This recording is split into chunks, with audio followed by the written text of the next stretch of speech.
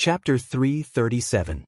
Second updates. This chapter is yesterday. It's still an unfounded chapter. Today's update remains unchanged. It's 10 minutes late. Sorry. What was the southeast? On the map of Zhongzhou State, the southeast, Nanyue, Jiangnan, Xianxia, Minnan, and many other provinces and regions could be said to be the southeast. The sphere of influence of the southeast group was far broader than the map. In fact, Wuxia, Jiangnan, Xianxia, Jianghuai, Dongshan, Minnan, and even Huading 10 years ago could be regarded as the most traditional sphere of influence of the southeast group. Li Tianlan didn't know which southeast his grandfather was plotting. But no matter which one it was, the decision-making committee meeting, which had lasted for more than 8 hours, could be regarded as an earth-shattering contest. It was past 10 o'clock in the evening. The meeting in Yuzhou had been going on for more than 9 hours, but there was still no specific news. Li Tianlan took Qin Weibai to a restaurant next to the West Lake to eat a grilled fish, and then returned to the villa. It was related to the pattern of the southeast of Zhongzhou State and the future path of the Li family. In such an atmosphere, the charming scenery of the West Lake in the night seemed to have completely lost its color. Qin Weibai could clearly feel the anxiety and solemnity behind Li Tianlan's calmness. He sat on the sofa, his body straight, looking indifferent and relaxed, but in fact, his muscles were tense. "Don't worry." Qin Weibai walked behind Li Tianlan and massaged his shoulders with her fair and tender hands. She used just the right amount of strength. "The outcome of the meeting will definitely be beneficial to us. The only thing we're not sure about right now is how beneficial it will be. At least for now, the re-rise of the Li family is unstoppable." Li Tianlan smiled and reached out to pat Qin Weibai's little hand. "Rise." He was really embarrassed to use this word. Wu Jingmin, Ning Ziyuan, Zhang Qi. These three people were in high positions and were definitely a great force when put together. But no matter how great the force was, it was just a force after all. It was not even comparable to some branches within a group, let alone a group. Tonight's meeting was not so much a meeting about the re-rise of the Li family in Zhongzhou State, but a meeting about the reappearance of the Li family in Zhongzhou State. At most, it appeared above board, nothing more. What is the possibility of Wu Jingmin leaving Xianxia? Li Tianlan asked softly. He had never heard of Wu Jingmin before. He hadn't even formally met Wu Jingmin, but he had to respect this old man whose position in Wuxia was as stable as Mount Tai. It was not only his loyalty and perseverance. At the same time, they respected his wisdom and courage. He had taken root in Xianxia for 20 years and gathered the forces of the Li family scattered in Xianxia around him. He controlled and protected them. How difficult was it to achieve this? This was true wisdom, courage, and wisdom. The possibility is more than 80%. Qin Weibai rubbed her hand gently on Li Tianlan's head and whispered. Li Tianlan frowned and said nothing. Wu Jingmin was definitely the stabilizing force and pillar of Xianxia. If he was transferred away from Xianxia, even if his level was one step higher, the consequences would be disastrous for the Li family gathered around him. That was why Qin Weibai said she wanted to give them hope. If there was no such hope, as soon as Wu Jingmin left, the people gathered around him would show their true kindness to the Wang family of Beihai for their own sake. This had nothing to do with betrayal. It was also against his will. Even if the Li family could give them hope again, Xianxia would not be as stable as Wu Jingmin's. As long as they were not stupid, not many people would exchange the sky-reaching pillar for the hope of the future. In fact, this is not a bad thing. If Wu Jingmin leaves Xianxia, it will definitely have an impact in a short time, but it should not be a big impact. Qin Weibai said softly, "Wang Jingxin is the flag of the Wang family of Beihai in Xianxia. This time, the person who will compete with or even suppress Wang Jingxin will definitely not be an ordinary person. He must be someone who can compete with him in all aspects. At present, this candidate is most likely to be Zhou Yuanshan. He represents not only himself, but also the wealthy Zhou family and even the entire giant group. This hope is big enough. At least, it is big enough that no one will act rashly for the time being. This time, Wu Jingmin is taking a step up, not retiring. In time, it will not be difficult for Zhou Yuanshan to control Xianxia with Wu Jingmin's support. Giant group, Li Tianlan muttered to himself and shook his head with a bitter smile. Were they going to get involved in the end? I understand your idea. Qin Weibai climbed from behind the sofa and sat in Li Tianlan's arms. She whispered, but that's just your idea. You don't want to owe the Dongqing clan too much, and you are afraid that you can't pay it back. But if the other party insists on standing with you, you can't refuse. The Dongqing clan has made up their mind. It's too late for you to think about it. His voice was calm and peaceful. Li Tianlan felt that these words were a little familiar. It seemed that he had heard similar words somewhere, but he couldn't remember who said it at the moment. He shook his head, pulled out a cigarette, lit it, and took a deep breath.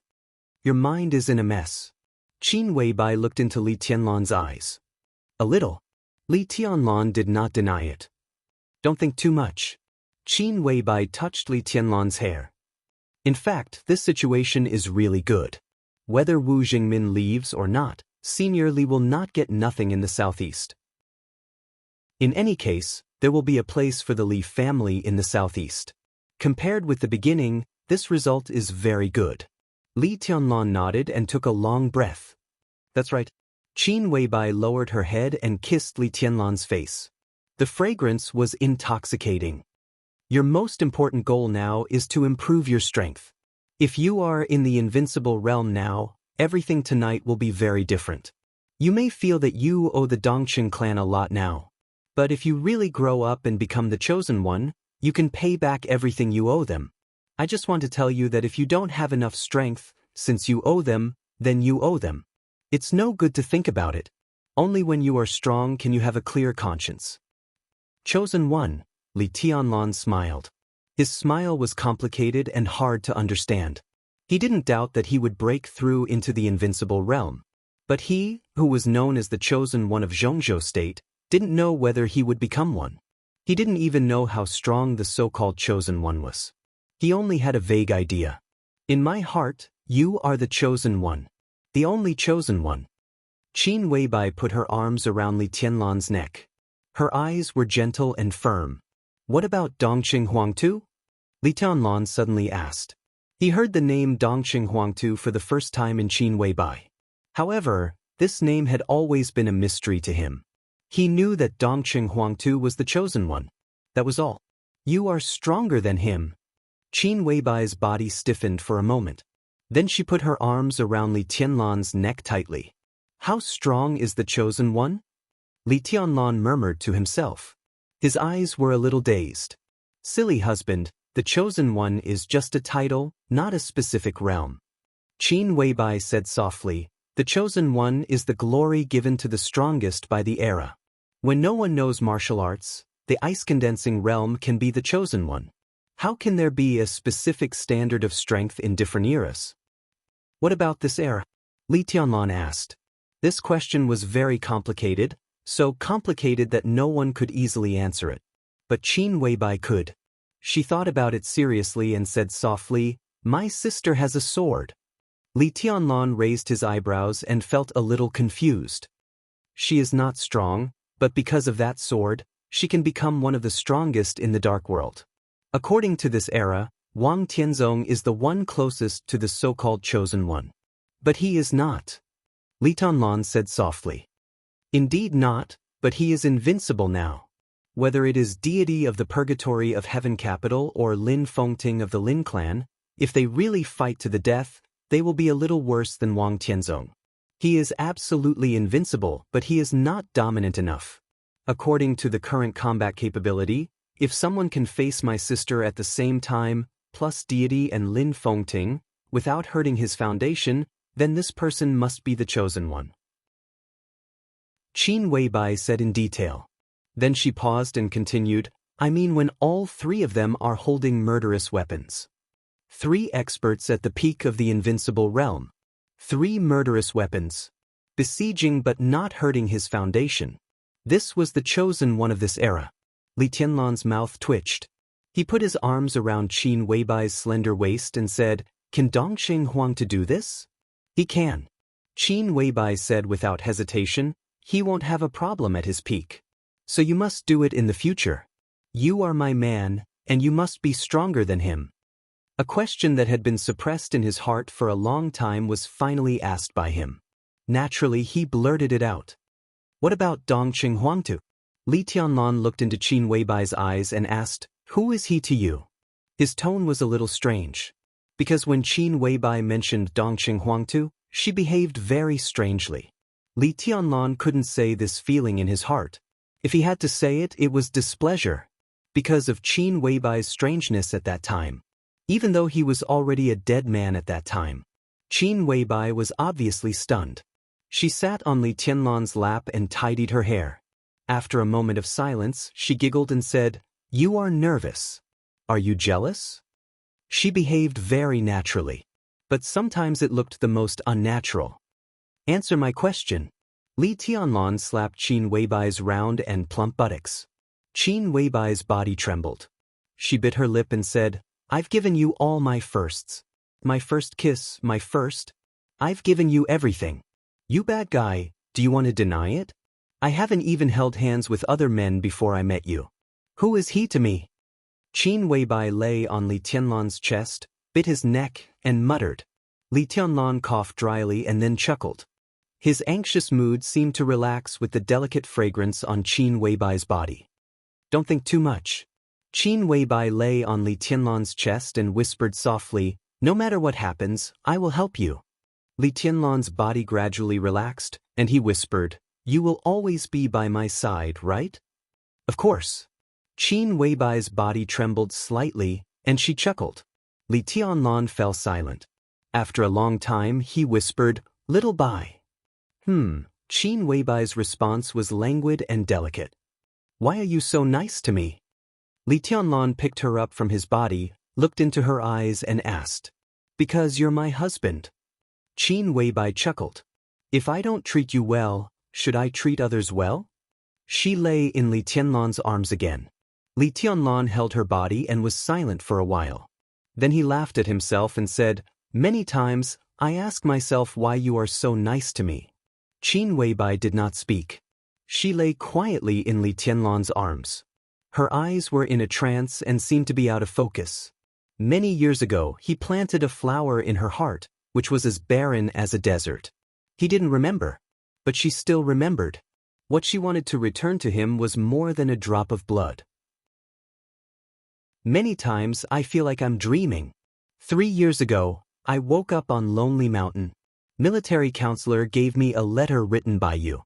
You said that my future had nothing to do with you. Li Tianlan said softly, I thought about it for a long time. In the past 3 years, even when I was repracticing martial arts, I was still thinking about it. I didn't understand why you were so nice to me, and I didn't understand why you suddenly told me that my future had nothing to do with you. He pulled Qin Weibai up from his body. His expression became extremely solemn. Qin Weibai had never seen such an expression from Li Tianlan. The atmosphere seemed to freeze for a moment. In the frozen atmosphere, Li Tianlan's voice sounded serious and almost solemn. Little Bai, will you leave me? Qin Weibai's body shook violently. She looked into Li Tianlan's eyes. Li Tianlan's eyes were calm. In this pair of eyes, Qin Weibai almost saw the same deep affection as herself. She laughed. At this moment, she seemed to really feel that everything was worth it. I won't. Qin Weibai said softly, I really won't. Li Tianlan smiled and said softly, I thought that when I came back from the polar region, I saw you on the sea, and it was the last time I saw you in my life. On the sea? Qin Weibai's tone was a little confused. When I was on the sea, I encountered a rainstorm. After the rainstorm, there was a rainbow and a mirage. Li Tianlan whispered, You're in the mirage, wearing red clothes. Qin Weibai's body became completely stiff in an instant. Li Tianlan could clearly feel that her body temperature seemed to become extremely cold in an instant. It was an indescribable despair and absurdity. And fear. What's wrong? Li Tianlan's face changed. Qin Weibai didn't speak for a long time, as if she had lost her soul. Red clothes? She looked at Li Tianlan in a daze for a long time, and then asked softly. Li Tianlan frowned and said yes. Qin Weibai smiled. Her smile was a little sad. What's wrong? Li Tianlan frowned. No, Qin Weibai shook her head reluctantly. Her face was pale, and her body temperature was still cold. Nothing. She sat on Li Tianlan's lap, her body a little shaky. Li Tianlan's words were like thunder, echoing repeatedly in her mind. Red clothes, she didn't know what Li Tianlan saw on the sea. But she was sure that what Li Tianlan saw was not herself. Absolutely. Not herself. In her life, she only wore red clothes in the Sky Academy. Chapter 338. Wang Tianzong did not go to Yuzhou to attend this meeting, which was destined to be extremely sensitive and even involved the overall situation. Although the outcome of the meeting was still unclear, he was very clear about the general direction of the meeting. The attack on Li Honghe failed. This meeting would not be a good thing for the Wang family of Beihai. So he stayed in Mount Dibing to accompany Summer Solstice. Summer Solstice had a fever. The body of an ordinary person bore the sword intent of the peak of the invincible realm. It was fine in normal days, but when the sword intent moved, the shortcomings of the body immediately began to appear in all aspects. Summer Solstice's body also became very weak. At this time, if nothing major happened, Wang Tianzong did not want to leave Mount Dibing.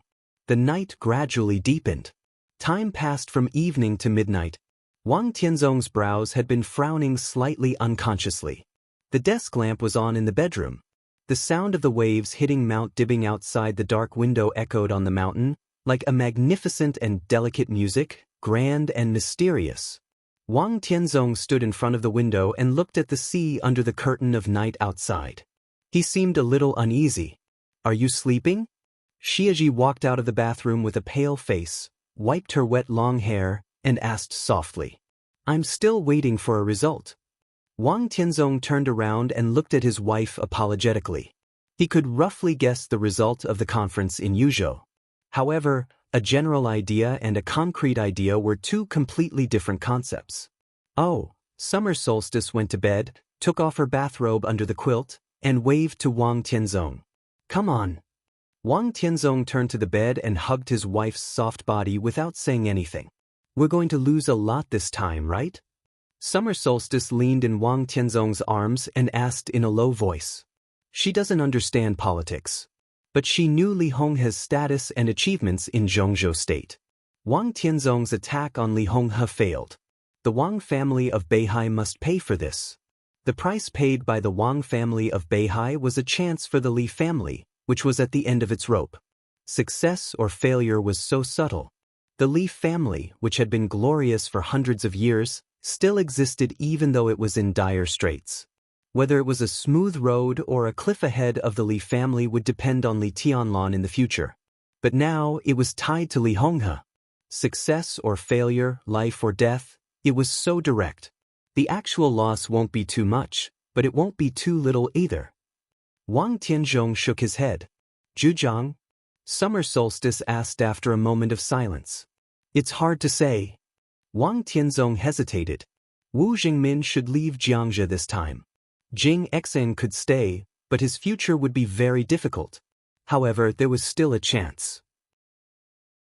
Whether the Li family can take Xianxia or not depends on the game between Jingxin and Zhou Yuanshan in Xianxia. Zhou Yuanshan?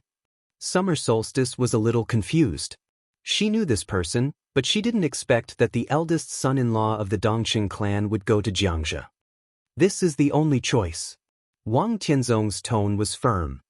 Giant group. Summer Solstice was a little worried.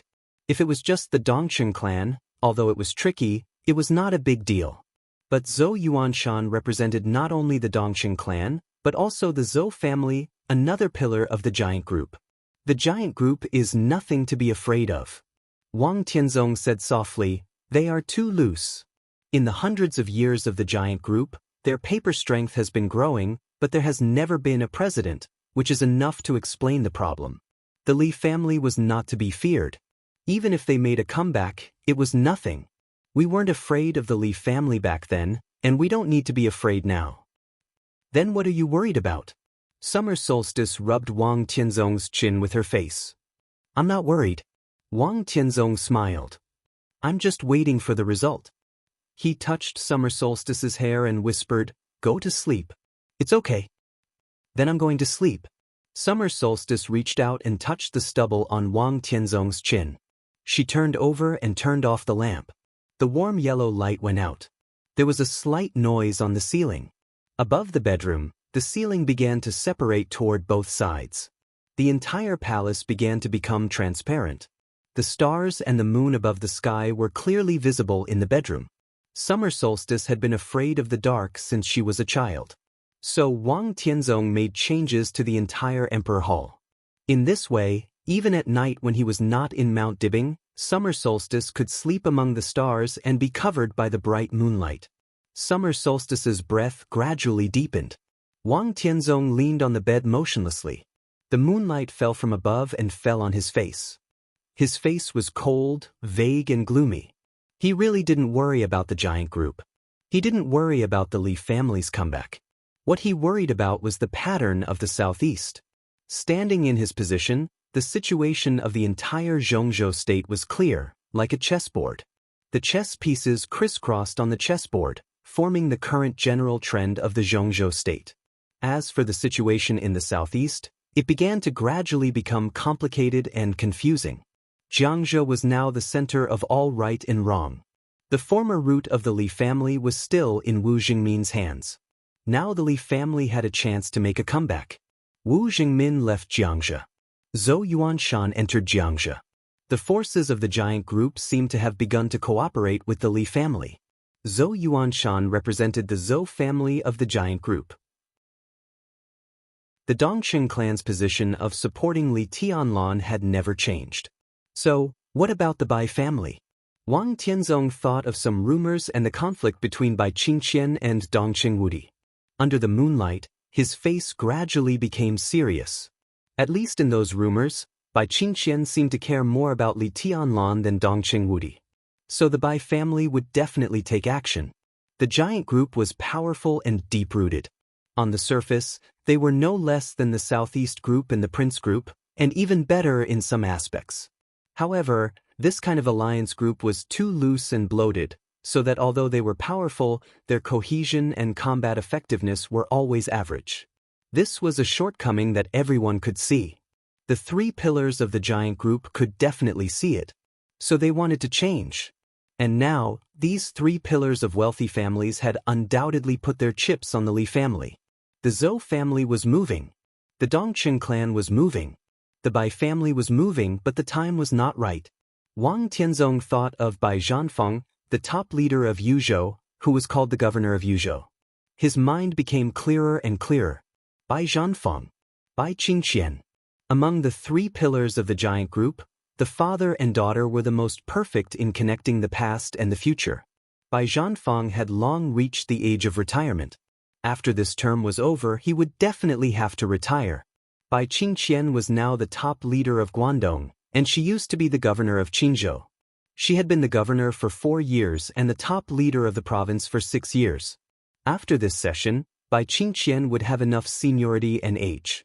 Although she was a woman, her means and ability had always been recognized by the higher-ups. At that time, her further conditions would be completely mature. Wang Tianzong could almost guess the direction of Bai Qingqian's office. She would not go to Yuzhou, and the rules would not allow her to go to Yuzhou. The most likely place for her to go was the southeast. It could even be said that only the southeast, whether it was Wuyue or Huiding, they could accommodate a new member of the decision-making committee. If Bai Qingqian completed her advancement in the southeast, the entire southeast would be in chaos. The southeast would be in chaos. The Wang family of Beihai would also be in chaos. Li Honghe returned to Yuzhou this time to take advantage of the giant group and plan the southeast with Xianxia as the base. Wang Tianzong smiled. There was a kind of persistent and resolute emotion in his eyes, a little cold and stern, but no anger. He didn't blame Li Honghe. The Wang family of Beihai and the Li family had been entangled for too many years. At this point, there was no way back for both sides. Li Honghe might feel guilty, but he had no choice but to make the best of the mistake. The Wang family of Beihai was destined to gain nothing in tonight's meeting. Not only would they gain nothing, but they would even widen the cracks in the Wang family of Beihai when they paid a price. The Li family rose again in the southeast. The Wang family of Beihai was in turmoil. The giant group intervened in the southeast. As Zhou Yuanshan took office. 3 years later, if Bai Qingqian succeeded in the southeast, other groups in Zhongzhou state would certainly not let go of this opportunity. The southeast would naturally become everyone's goal. All the crises that Wang Tianzong had been struggling to suppress were now getting closer and closer. He had only 3 years now. And the huge crisis was constantly clear. At present, it seemed to be unstoppable. Summer solstice slept quietly beside him, carefree. Wang Tianzong lowered his head and touched his wife's pale face, his eyes gentle. It was past 12 o'clock in the morning. The meeting in Yuzhou had been going on for nearly 12 hours, and there was still no clear news. Wang Tianzong was still waiting. Not only him. At present, everyone who was qualified to play in Zhongzhou state was waiting. They were waiting for the end of this extraordinary meeting. They were waiting for the latest changes in the situation in the southeast. Time passed slowly. At 1 o'clock in the morning. At 2 o'clock in the morning. At 3 o'clock in the morning. The meeting seemed to have no sign of ending at all. Zhongzhou state was still calm. But with every minute that passed, the tension that permeated the land of Zhongzhou state seemed to increase a little. Except for a few people involved, no one knew what kind of debate, confrontation were going on inside the mysterious red wall in the hidden dragon sea of Yuzhou. At 5 o'clock in the morning, when all the people waiting for the news were sleepless all night, the meeting that lasted for 16 hours finally came to an end. And the results of the meeting were spread to the core of the entire Zhongzhou state as soon as possible. This was a meeting in which everyone gained something, but there were few winners. After more than 20 years, Li Honghe, who put on the marshal's military uniform again, appeared in the solemn conference room in the hidden dragon sea. President Li Huaqing of Zhongzhou state personally helped Li Honghe into the conference room. At the beginning of the meeting, Dong Qingwudi, the current minister of the army headquarters, severely criticized the practices of the Wang family of Beihai and Kunlun City, and even directly questioned what the intentions of the two forces were. Bai Zhanfang, the top leader of Yuzhou, who was also one of the leaders of the giant group, was more aggressive. He asked directly whether Beihai was still Beihai of Zhongzhou state. Could Kunlun City still shoulder the responsibility of guarding Zhongzhou state? The patriarch of the Bai family, who had dominated Yuzhou for many years and was known as the governor of Yuzhou City, had a hot temper. As a member of parliament, he dared to oppose the directors. Now that the truth was on his side, he would not be polite. He said that Senior Li was the god of war who had guarded Zhongzhou state for decades and had made great contributions. What did Kunlun City and the Wang family of Beihai want to do by attacking him in his old age? Were they afraid of something? Or were they instructed by someone? Or did they make a deal? These accusations were almost tantamount to pointing at the noses of Kunlun City and the Wang family of Beihai and accusing them of treason. The other leader of the giant group, the speaker of the Zhou family, who ranked second only to Dong Qingwudi among the directors, was milder. But no matter how mild he was still questioning. He was the oldest leader in the giant group. When he spoke last, he made a summary of the speeches of Dong Qingwudi and Bai Zhanfang. His wording was very euphemistic. Just when everyone thought that the speaker of the Zhou family was giving Kunlun City and the Wang family of Beihai a dignified way out, the speaker suddenly showed his loftiness. What do you want to do by attacking the old man who has made great contributions to Zhongzhou state and protecting Kunlun City? What did Senior Li do to Zhongzhou state? Can Gu Xingyun live up to his military uniform by doing this? Did the Wang family of Beihai fail to live up to the trust of Zhongzhou state? These were the original words of the gentle leader. Every word was like a knife. Neither Wang Tianzong nor Gu Xingyun attended this meeting in Yuzhou. Gu Qianchuan came to Yuzhou instead of Gu Xingyun. In the face of the three leaders' doubts and great pressure, Gu Qianchuan, who had never appeared on such an occasion, was at a loss. It was impossible for him to admit such a thing. But he could not deny anything since Li Honghe was there. However, since Wang Tianzong and Gu Xingyun were not there, at least there was room for this matter to be delayed. Both the Special Warfare Group and the Southeast Group said that they did not know what had happened. But if it was true, they were willing to apologize to Senior Li and compensate him. It was bullshit to say that they did not know what had happened. Apologies were empty. Only compensation was real. Real and not empty. Gu Qianxuan, who had calmed down, found an opportunity to question Xianxia, the governor of Sai City, who also attended the meeting. What was the intention of firing at one's own people with a murderous weapon? The meeting lasted for 16 hours. All the questions, arguments, and confrontations eventually turned into compromises. The meeting finally came to an official conclusion at dawn. Sidu Xianxia, the governor of Sai City, handed over the murderous weapon-setting son of Zhongzhou State and let Kunlun City take charge of it. Wu Jingmin, the head of Xianxia province, was transferred from Xianxia to the cabinet as a deputy minister. The governor of Jiangnan province, Su Xinghe, was transferred to Xianxia as the first secretary. Zhou Yuanshan, the top leader of Luojing City in the Central Plains, entered Xianxia and was appointed as the deputy secretary, deputy governor, and acting governor. The commander of the Eastern Theater of Operations, Ning Ziyuan, was transferred. He didn't have a clear position for the time being. However, all the higher-ups knew that his next position would be the commander of the Tiannan Freedom Corps. In addition, among the three provinces in the northeast, except for Guangdong, Liaodong and Heilong provinces also had major personnel changes. Zhang Qi of the Southeast Special Warfare Headquarters made a self-reflection at the meeting and was given a demerit. In the meeting that same night, Zhongzhou State confirmed the reform of the Special Warfare System with Kunlun City as the core. After the Southeast Special Warfare Headquarters, Zhongzhou State established the Northeast, Southwest, and Northwest Special Warfare Headquarters. The candidate for the Minister of the Northeast Special Warfare Headquarters was Tribulation. The Minister of the Southwest Special Warfare Headquarters was temporarily designated as Shushan Nirvana, Sword Master Wei Kunlun. Gu Qianxuan was the Minister of the Northwest Special Warfare Headquarters. And along with the establishment of the four major Special Warfare Headquarters, there was also a brand new organization that could be on the same level as the Special Warfare Headquarters. An institution that surprised everyone. Special Overwatch Council. It was responsible for monitoring the operation status of all special warfare agencies in its area. This was the most important compensation that the Li family got.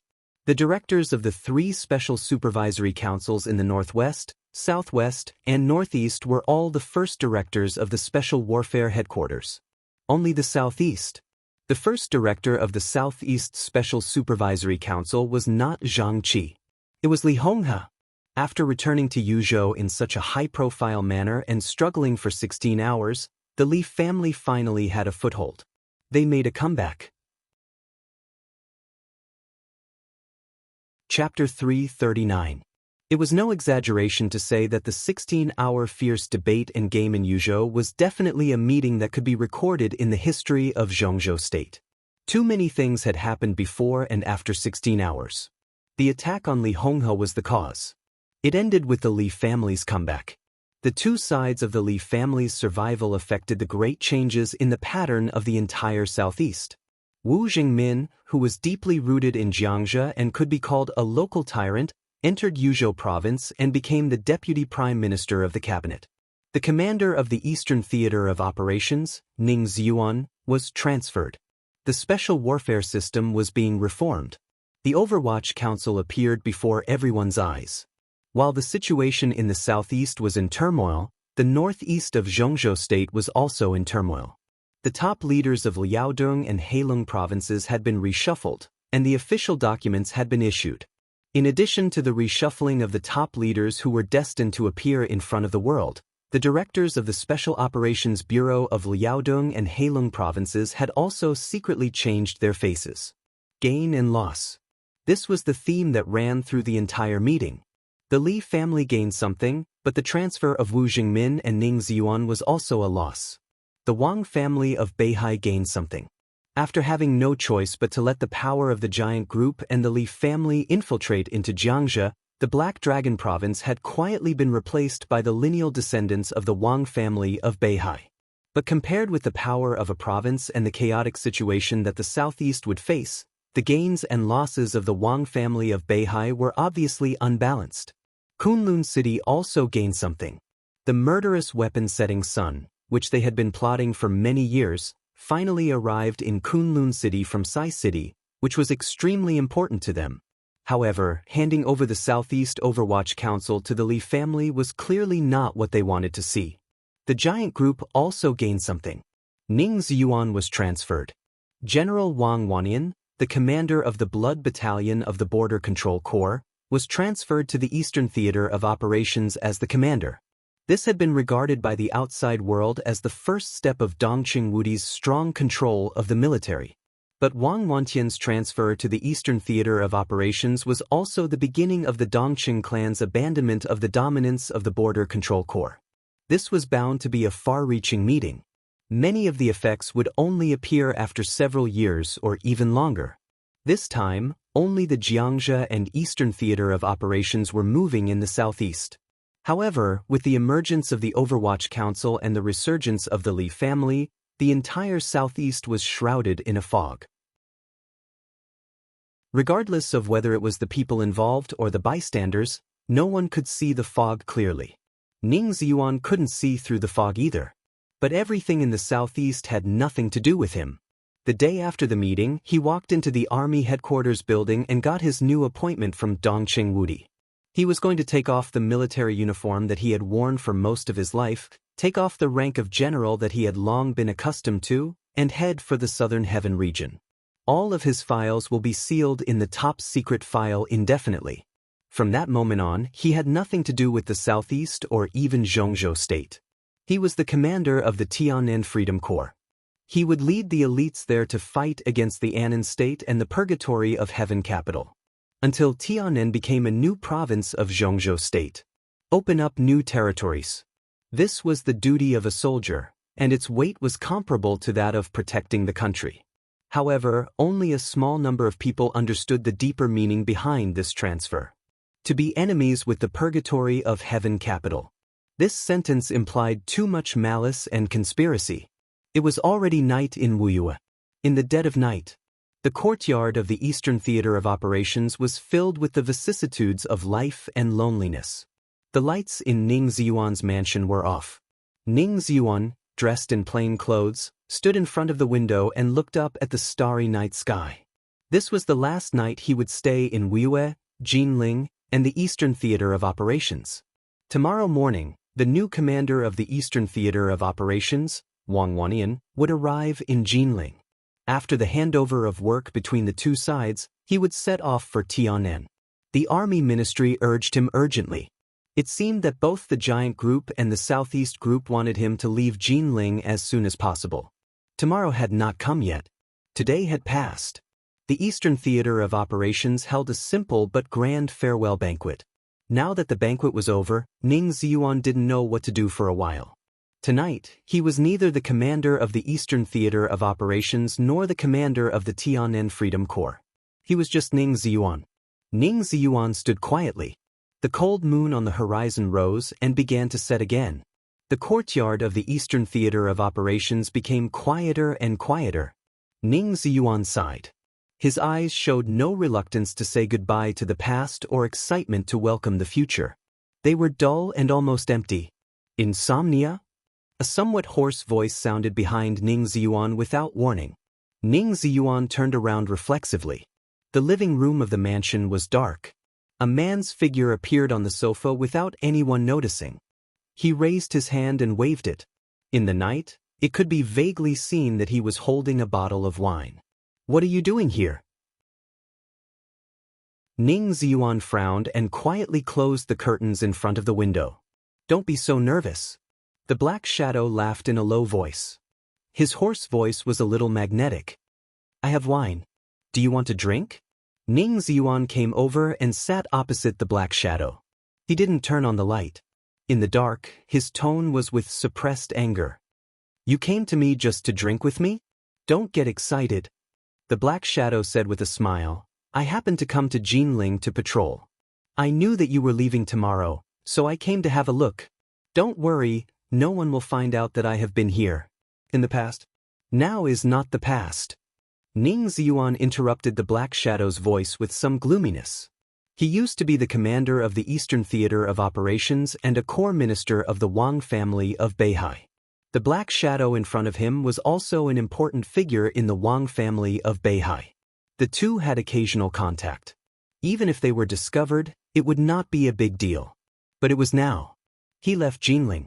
It was almost equivalent to leaving the Southeast group. He was originally a member of the Li family. After the collapse of the Li family, this identity did not seem obvious. But now the Li family reappeared. If he went to Tiannan, it was tantamount to re-entering the Li family's camp. Now he was meeting the man in front of him. Once he was discovered, it was very likely to cause a stir. The living room was quiet for a while. The Black Shadow shook his head and then said seriously, "Don't worry, there will be no problem." "Don't be careless," Ning Ziyuan said in a low voice. The Black Shadow in front of him was Migrez, who Li Honghe personally mentioned to him in Lin. He was different from Ning Ziyuan, whose code name was Alcade. He was different from Wu Jingmin and even Zhang Qi. Migrez's identity was the most hidden. Everything he showed to the world was completely flawless. Even Zhang Qi, the current minister of the Southeast Special Warfare Headquarters, might be exposed. But Migrez would not. As long as he did not stand out himself, he would hide forever and did not have to worry about being called a traitor. With such a hidden identity, he was bound to play a greater role in the future of the Li family. He was even more useful than Ning Ziyuan. "I won't come if I have nothing to do. But you will leave tomorrow. Time is a little tight, so I can only take some risks to come here." In the darkness, Migrez put down the bottle in his hand and took out a business card from his pocket. "In recent years, I have dealt with a lot of things in Tiannan on behalf of Tianzong. So I have made some other arrangements secretly. When you arrive in Tiannan, you can contact this person." Migrez said softly, "This is a small gift. When the time is right, you can give it to Tianlan for me. As his uncle, I didn't talk too much with him when I met him last time." "Have you met Tianlan?" Ning Ziyuan's tone was a little surprised. "I met him once, but we didn't talk much." Migrez shook his head. "You are the most suitable person to go to Tiannan at present.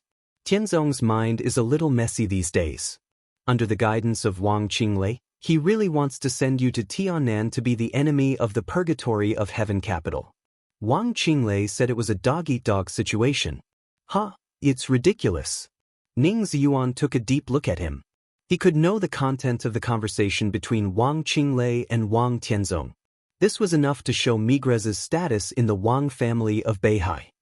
"Tianzong trusts you so much." Ning Ziyuan's tone was a little emotional. In the current situation, if Tiannan was the most worthy place of Zhongzhou State's attention, then Migrez was the most special person in Tiannan. He was the only person who could wander between the Wang family of Beihai, the Li family, and the purgatory of heaven capital and could be completely trusted. He dealt with a lot of things on behalf of Wang Tianzong.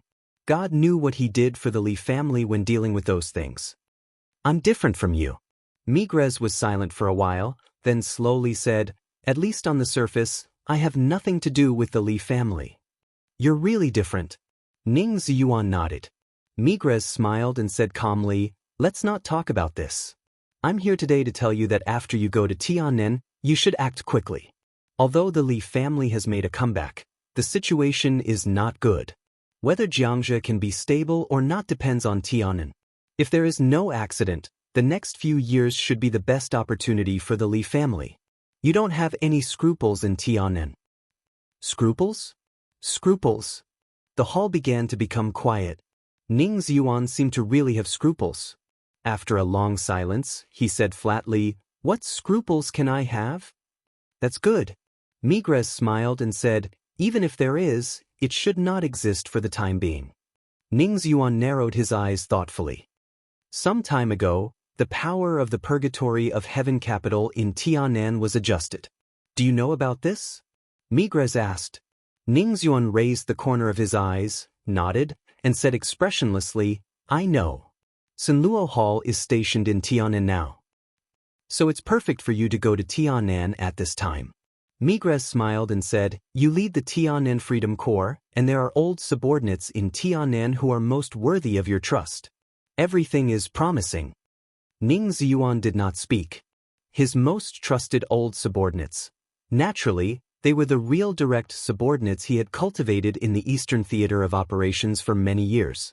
And these direct subordinates were all sent to East Island in the final battle of Heaven Capital 3 years ago. At that time, everyone in Zhongzhou State was talking about the madness of Ning Ziyuan and the Eastern Theater of Operations. And the final battle of Heaven Capital did not disappoint anyone. More than 100 experts above the fire-flaming realm in the Eastern Theater of Operations died in Heaven Capital. This directly led to Ning Ziyuan's difficult life in the Eastern Theater of Operations in the past 3 years because he had lost a large number of elite direct subordinates. Many people laughed at Ning Ziyuan. They said that he was a great general who was willing to send his trusted subordinates to die. However, very few people knew that Ning Ziyuan had indeed sent his most trusted troops to their deaths. But at the same time, he gave them a new life. After the new life, they were no longer soldiers of Zhongzhou State. Today, 3 years later, those who died in the battle and disappeared in the battlefield of Heaven Capital were still alive and formed an organization famous in the dark world. Purgatory of Heaven Capital. Sunluo Hall. And all his decisions were based on Migres's suggestions, and what he did was even crazier than Migres's request. The plan had begun long ago. 3 years ago, or even before that. Chapter 340. In Wang Xianxiao's memory, Wang Tianzong seemed to be looking at the sea forever. The entire Beihai province was like 2 islands floating in the sea. Therefore, the sea in Beihai province was extraordinarily magnificent. Wang Tianzong often stood alone on the stage of Formidable Person and looked at the sea. The ancient stone platform, the raging sea, and the silent man. A man who was silent like a mountain and indomitable, blending the sea with the history and glory of the Wang family of Beihai. In Wang Xianxiao's mind, this was the most specific and vivid image of his father. The stage of Formidable Person was empty and ancient. The undulating sound of the tide spread here very clearly. Wang Xianxiao, who returned to Beihai province from Huading, boarded the stage of Formidable Person and looked at Wang Tianzong's back. Wang Tianzong's back was not outstanding. The stage of Formidable Person was not outstanding either. But amidst the ordinariness, it seemed that even the vast sea had become ordinary and unremarkable. In this vast and ancient space, the invincible sword intent, the power that could overturn the imperial court, the matchless and ambitious heroes, the devastatingly beautiful women, and everything else seemed to become plain and ordinary. Hundreds of years of romance and glory of the Wang family of Beihai gathered here. It was too heavy here, so it looked particularly solemn. Every time Wang Xianxiao came here, he could clearly feel a kind of power called responsibility. This power scared him and made him crazy. Only by standing here could he truly feel the weight of the future of the Wang family of Beihai on him. That kind of weight suppressed his soul and made him not dare to stop for a moment. It made him desperately want to reach his strongest state. Because he knew very well that his father, who was looking at the sea here, would eventually grow old and die, and he would take his place. He would watch the sea his father had been looking at all his life and bear the responsibility he was bearing now. Inheritance, responsibility, sustenance. In the wash of honor and history, everything was clear and almost naked. Wang Xianxiao took a deep breath, walked to Wang Tianzong and whispered, "Dad." Wang Tianzong nodded and asked calmly, "Just arrived." "Just arrived." Wang Xianxiao nodded. "How is Huading?" Wang Tianzong glanced at his son. This question was deep. But as the future patriarch of the Wang family of Beihai, Wang Xianxiao was destined not to be a martial arts maniac who only knew martial arts. Therefore, he thought about it seriously and said slowly, "It's still stable. Uncle Yu and Uncle Lu are enough to stabilize the overall situation, and second uncle is the mediator. We have developed well in Huading in recent years. Although the conference in Yuzhou province has some influence, it's not a big one." The second uncle was Wang Xiaoyao. Uncle Yu was the current mayor of Huading, Yu Chuingguang. Uncle Lu was Lu Shuanghua, the southern intelligence giant in charge of Jiangnan. These three people were now in Huading, and they were the cornerstone of the Wang family of Beihai's power to stabilize Huading. With them, no matter how much the Wang family of Beihai lost in the Yuzhou conference, Huading would not have any problems. Wang Xianxiao's eyes were a little confused. He didn't believe that his father didn't know about this. Then what did he mean by asking this? Thinking of the recent rumors in some top circles in Huading, Wang Xianxiao narrowed his eyes. Wang Tianzong seemed to know what Wang Xianxiao was thinking. He nodded and said, "Pure light is going to move." Black Dragon Province? Yes, the Longjiang base city. Wang Tianzong said. Longjiang and Black Dragon were two names for the same place. The Longjiang province was the new name of the Black Dragon province. On the current map of Zhongzhou province, only the old map would mark the Black Dragon province, and the new map had changed it to the Longjiang province. When the Li family made a comeback in Xianxia, Sai City, which had always had a great say in the northeast, also gave enough bargaining chips. Liaodong belonged to Kunlun City. The leadership of the Longjiang province was in the hands of the Wang family of Beihai. The Wang family of Beihai naturally needed a loyal and outstanding person to preside over the overall situation of the Longjiang province. Yu Chuingguang was undoubtedly the best choice. He was qualified enough to be transferred from the mayor of the most developed municipality. If it was the governor, it was not even a transfer. Therefore, Yu Chuingguang would definitely become the top leader of the Longjiang province. Although his rank would not change, his status would be different. However, Wang Xianxiao was a little hesitant. He hesitated and said slowly, "I'm afraid Uncle Yu doesn't want to move." The Southeast Group had been brooding about losing Huading. Over the years, it had never given up fighting for the leadership of Huading. Especially in recent years, the Wang family of Beihai had established a cooperative relationship with Kunlun City. Lu Shuanghua's Jiangnan society entered Huading forcefully. After Mayor Yu Chuingguang's foundation was stable, the remaining forces of the Southeast Group began to gradually become active.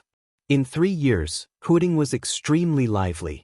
It was not realistic to take back Huading now, but as long as they waited for 2 or 3 years and operated well, there was a good chance that Yu Chuingguang would replace Huading's current top leader, Zhong Yue, and enter the decision-making committee.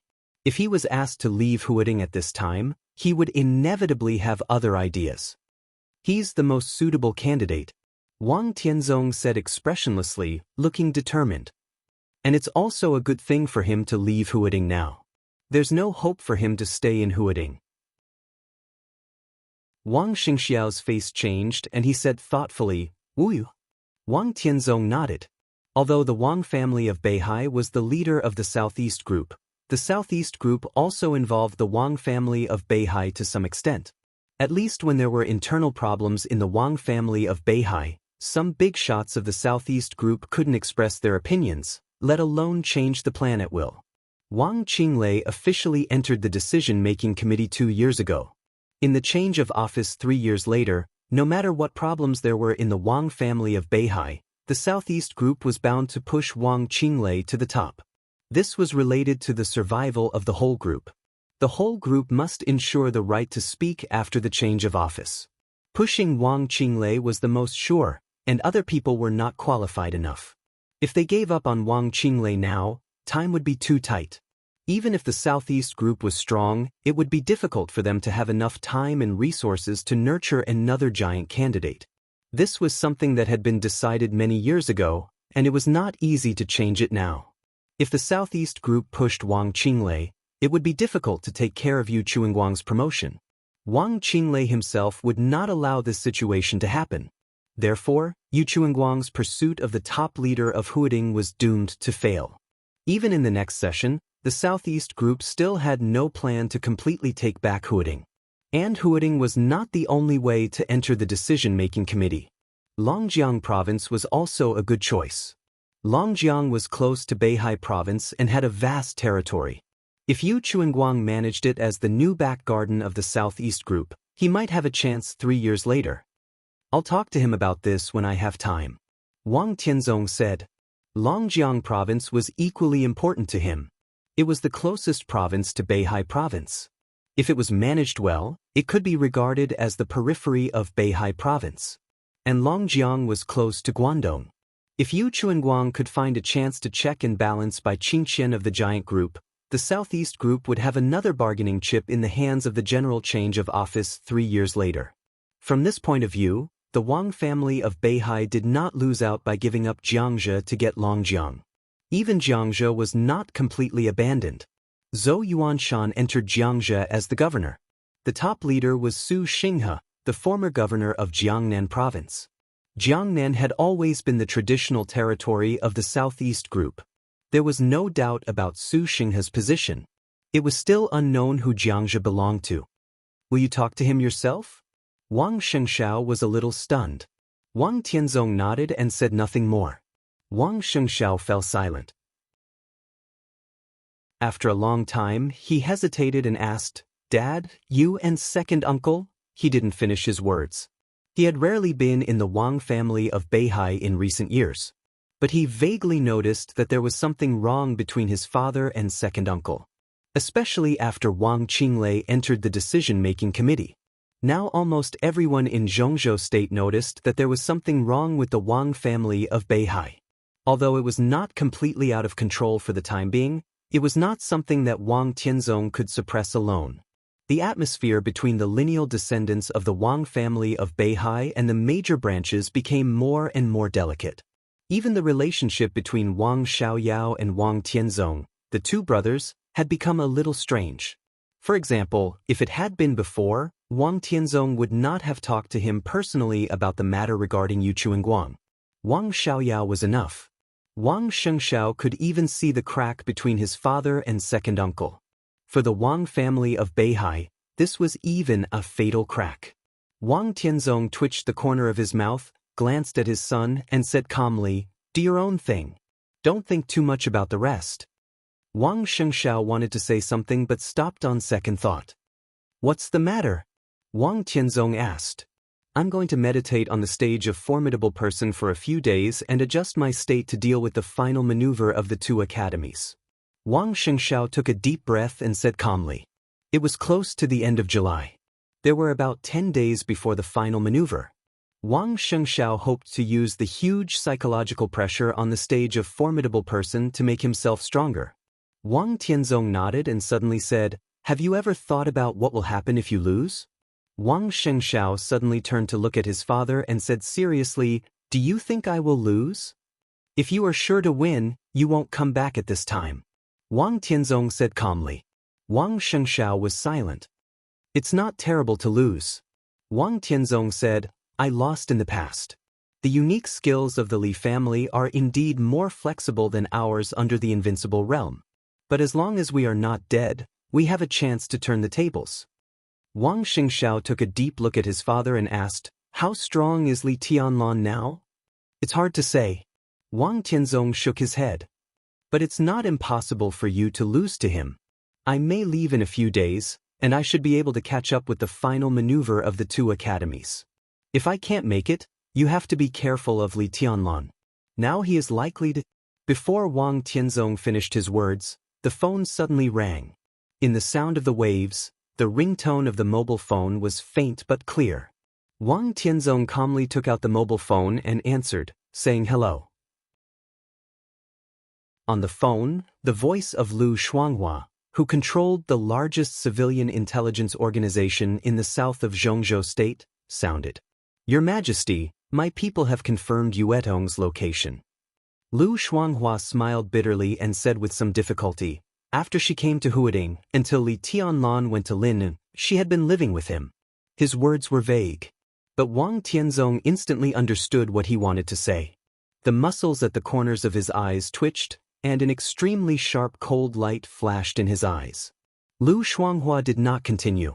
Wang Tianzong was also silent and finally hung up. Wang Shengxiao looked at Wang Tianzong. "It's all right." Chapter 341. When countless reporters and media were still digging for the truth of the disappearance of Lonely Mountain overnight, the cabinet, The Xianxia provincial government and the Lin and municipal government had clearly issued a document. In the most official and formal manner, Lonely Mountain was completely removed from the tourist attractions of West Lake. It was no longer a tacit attitude under the guise of renovation. On the edge of the ruins of Lonely Mountain, a sign of a military restricted area was set up. The address of the Southeast Special Warfare Headquarters was in Huading, and Lonely Mountain would become the office of the Southeast Special Warfare Supervision Council. The Supervision Council was a new institution of the Special Warfare System of Xianxia State, different from the Special Warfare Headquarters. The emergence of the Special Warfare Headquarters was actually just the expansion of the power of the Special Warfare System. For the whole system, it was not big enough to subvert the fundamental rules. But the Procuratorate was different. It was a new institution. Different from the division of labor of the party committee and the government in the political circle, and different from the military generals and political generals in the army, the Supervision Council had a single function. In terms of duties, it was more similar to the Discipline Inspection Department, supervising the performance of their duties by various special warfare agencies. It was supervision. It only had the right to supervise. The emergence of any system or any new institution took a relatively long time to become mature and stable. So, strictly speaking, the newly established Procuratorate, which only had the right to supervise but not the right to dispose, was actually in a very awkward position. The special warfare system was different from the military and the political circles. Its duties were secret, its power was hidden, and the rules were loose. So even if it had the right to supervise, the scope of supervision was somewhat vague. The director of the Procuratorate was at the same level as the director of the Special Warfare Headquarters, but he did not participate in the meetings of the decision-making committee, and there was no supervisory bureau under him. In addition to the Southeast, the director of the Special Warfare Headquarters concurrently served as the supervisory director in other regions. All this showed that Xianxia State was still in the stage of exploration and observation of this new institution. So Li Honghe's appointment as the director of the Southeast Supervision Council did not bring much power to the Li family.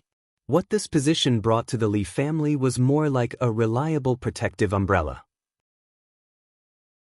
At least when the Supervision Council still existed, neither the Wang family of Beihai nor Kunlun City could join forces to attack the Li family again, because it was equivalent to blatantly trampling on the rules that everyone was abiding by. And with only a dozen people left, the Li family could not use their limited power to do anything against the Wang family of Beihai and Kunlun City. The situation would roughly stabilize. The so-called balance was like this. The current situation was neither good nor bad for the Li family. There were no unexpected surprises, but it was completely in line with expectations. After more than 20 years of dormancy and forbearance, the Li family reappeared on the stage of Xianxia State. This seemed to be an inconspicuous step, but it was the real foundation and starting point. Now it was no longer Li Honghe who stood at the starting point. It was Li Tianlan.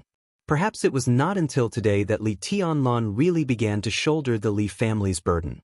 Before the Yuzhou Conference, Li Tianlan was the hope of the Li family. After the Yuzhou Conference, Li Honghe completely fell from the invincible realm. Li Tianlan was everything to the Li family. There shouldn't be too many changes in Xianxia in the next few years. Even the entire Xianxia State, if there are no accidents, will be peaceful for a few years. There are good and bad sides to peace. The good side is that it's safe enough, but the bad side is that it's a pool of stagnant water without any waves. Naturally, there will be no chance. It was a sunny morning in late July. The warm sunshine outside the window shone into the bedroom. In front of the mirror, Qin Weibai, who had just gotten up and her hair was still a little messy, was tidying up his suit for him. She said softly, "That's why I want you to go to Tianan. No matter what happens in Xianxia State, Tianan is destined to become another focus of the dark world. The Li family can only develop tepidly in Xianxia. If it wants to rise, it can only be possible in Tianan, which is destined to be in constant turmoil." Li Tianlan answered and loosened the tie around his neck.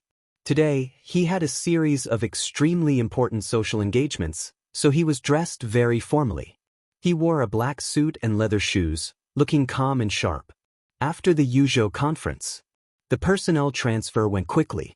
Zhou Yuanshan had already come to Xianxia from Luojing 3 days ago. On the first day of the new governor of Xianxia, he came to visit Li Honghe and made an appointment with Li Tianlan to meet today. It was an unusual meeting, because Wu Jingmin hadn't left yet. Wu Jingmin hadn't left, so the new governor of Xianxia, Su Xinghe, naturally couldn't come. Wu Jingmin hoped to make full use of these few days to create a situation beneficial to the Li family. So today, Li Tianlan would not only meet Zhou Yuanshan but also Wu Jingmin. To be exact, Wu Jingmin took Li Tianlan and Zhou Yuanshan to visit various powerful figures in Xianxia so that Li Tianlan and Zhou Yuanshan could get their support. Li Tianlan was a little upset. This was the first time he had contacted the high-level political forces of a province. He was not uneasy, but his heart was a little complicated. There won't be any problem. Qin Weibai said softly, don't underestimate Zhou Yuanshan. As the leader fully supported by the giant group after 20 years, his ability and means are absolutely the best. After Wu Jingmin left, there would definitely be people in Xianxia who would change their stance, but there wouldn't be too many of them. Over the years, Wu Jingmin had been very good at controlling Xianxia. Most of Wu Jingmin's forces would support Zhou Yuanshan. At present, Xianxia was already the home ground of the giant group and the Li family. Although Su Xinghe of the Southeast group occupied the position of the top leader, the biggest help was only Wang Jingxin. The battle between the two sides was destined to be long, and no one could crush the other side at once. But then again, as long as it was delayed, it would be beneficial to the Li family. The next 2 or 3 years were the rarest opportunities for the Li family. Tianlan, don't worry about Xianxia for the time being. As long as you open up the situation in Tiannan, Xianxia will gradually stabilize. If possible, don't have any concerns. The most important thing is to strengthen yourself. You talk a little too much today. Li Tianlan looked at Qin Weibai and said softly. Qin Weibai froze and suddenly fell silent. Will you go to Huading with me? Li Tianlan asked. The final maneuver of the 2 academies was about to begin. Today was also the last day he stayed in Lin. After meeting with the important members of Xianxia, he would return to Huading and East Emperor Palace, waiting for the start of the final maneuver of the 2 academies. I'm going to leave for a while. Qin Weibai looked at Li Tianlan's face attentively and said softly. Today? Li Tianlan was stunned for a while and then asked softly. After several days of tenderness and dependence on each other, Li Tianlan heard the parting without any psychological preparation. Qin Weibai nodded and murmured, I should have left a few days ago, but I've been reluctant to leave. Now I really can't delay it. I'll see you off. Li Tianlan's mouth moved, and his voice suddenly became a little hoarse. No, you go about your business. Flaming fire is by my side. Nothing will happen. Qin Weibai shook her head. The reason why I told you now is that I don't want you to see me off. I wanted to let someone else tell you before I left, but I was afraid that you would be angry. I'd better tell you myself. Li Tianlan didn't know what to say. He opened his hands and subconsciously held Qin Weibai's warm and soft body in his arms. Qin Weibai gently wrapped her arms around Li Tianlan's waist and said with a chuckle, It's not life and death. Why are you so serious? Wait for me. I'll be back in 2 or 3 months at most. At that time, I'll stay with you and won't go anywhere, okay? Li Tianlan said sullenly. Qin Weibai left his arms, took off a single Buddha bead from her wrist, handed it to Li Tianlan, and said softly, This is for you. This is? Li Tianlan was a little confused. Great Master Wu gave me the Buddha bead. It doesn't mean anything. It's a mascot. I don't like it very much, so I'll give it to you. Qin Weibai said carelessly, and her tone was very natural. Li Tianlan didn't think much and put it on his wrist. Where are you going? Go back to the headquarters first. Qin Weibai hesitated. The headquarters of Samsara doesn't mean much. It's time to give up. I'll go back again. After that, I'll go directly to Snow Country. Li Tianlan nodded and looked at Qin Weibai in front of him. Qin Weibai stood quietly in the sun, beautiful and dreamy, as if transparent. Today was the day of parting. Li Tianlan suddenly felt a little tired and seemed to have no energy to do anything. Go ahead. Today is very important to you. Qin Weibai took Li Tianlan's arm and pulled him out of the door. She said seriously, I'll be back soon. Li Tianlan nodded. He wanted to say something but stopped on second thought. Finally, he turned and went downstairs. Qin Weibai went downstairs with him and watched Li Tianlan get into an Audi at the door. Qin Weibai looked tranquil and gentle. Li Tianlan looked back at her. Qin Weibai smiled and waved her hand. Everything was so natural, as if it was the most ordinary parting. Li Tianlan got into the car. At that moment, Qin Weibai only saw Li Tianlan's side face. She looked at him affectionately and in a trance. The Audi slowly left the villa area. Qin Weibai stood quietly, motionless, like a sculpture. Such a simple parting. But it was the last glance. The light in Qin Weibai's bright eyes changed. All the emotions that pretended to be natural surged in her heart. As Li Tianlan left, she was close to collapse. She couldn't show her reluctance. She couldn't even show sadness. Because what she wanted to tell Li Tianlan was a very common parting. She knew what it meant. It was a deception, the cruelest deception. Because this seemingly casual parting this time, they would never be able to meet again. Cruel. But it was not the cruelest. She had seen the cruelest scene in Heaven Capital 3 years ago. That scene was not the moment when the woman in white pierced the long sword into Li Tianlan's chest. It was the scene after Li Tianlan fell from the air. That was the real cruelty. The Audi disappeared completely from her sight. All the reluctance, all the unwillingness, and all the deep feelings completely collapsed in an instant. Qin Weibai had already burst into tears. She behaved so normally that she didn't even show a trace of reluctance to Li Tianlan. No reluctance was the real reluctance. She bit her lips hard and murmured softly, I'm sorry. Chapter 342. It was like there would be no reunion and parting. There would be no afterlife in life. That was why Qin Weibai's profile was so clear. It was the last glance before parting. Qin Weibai stood quietly at the door of the villa.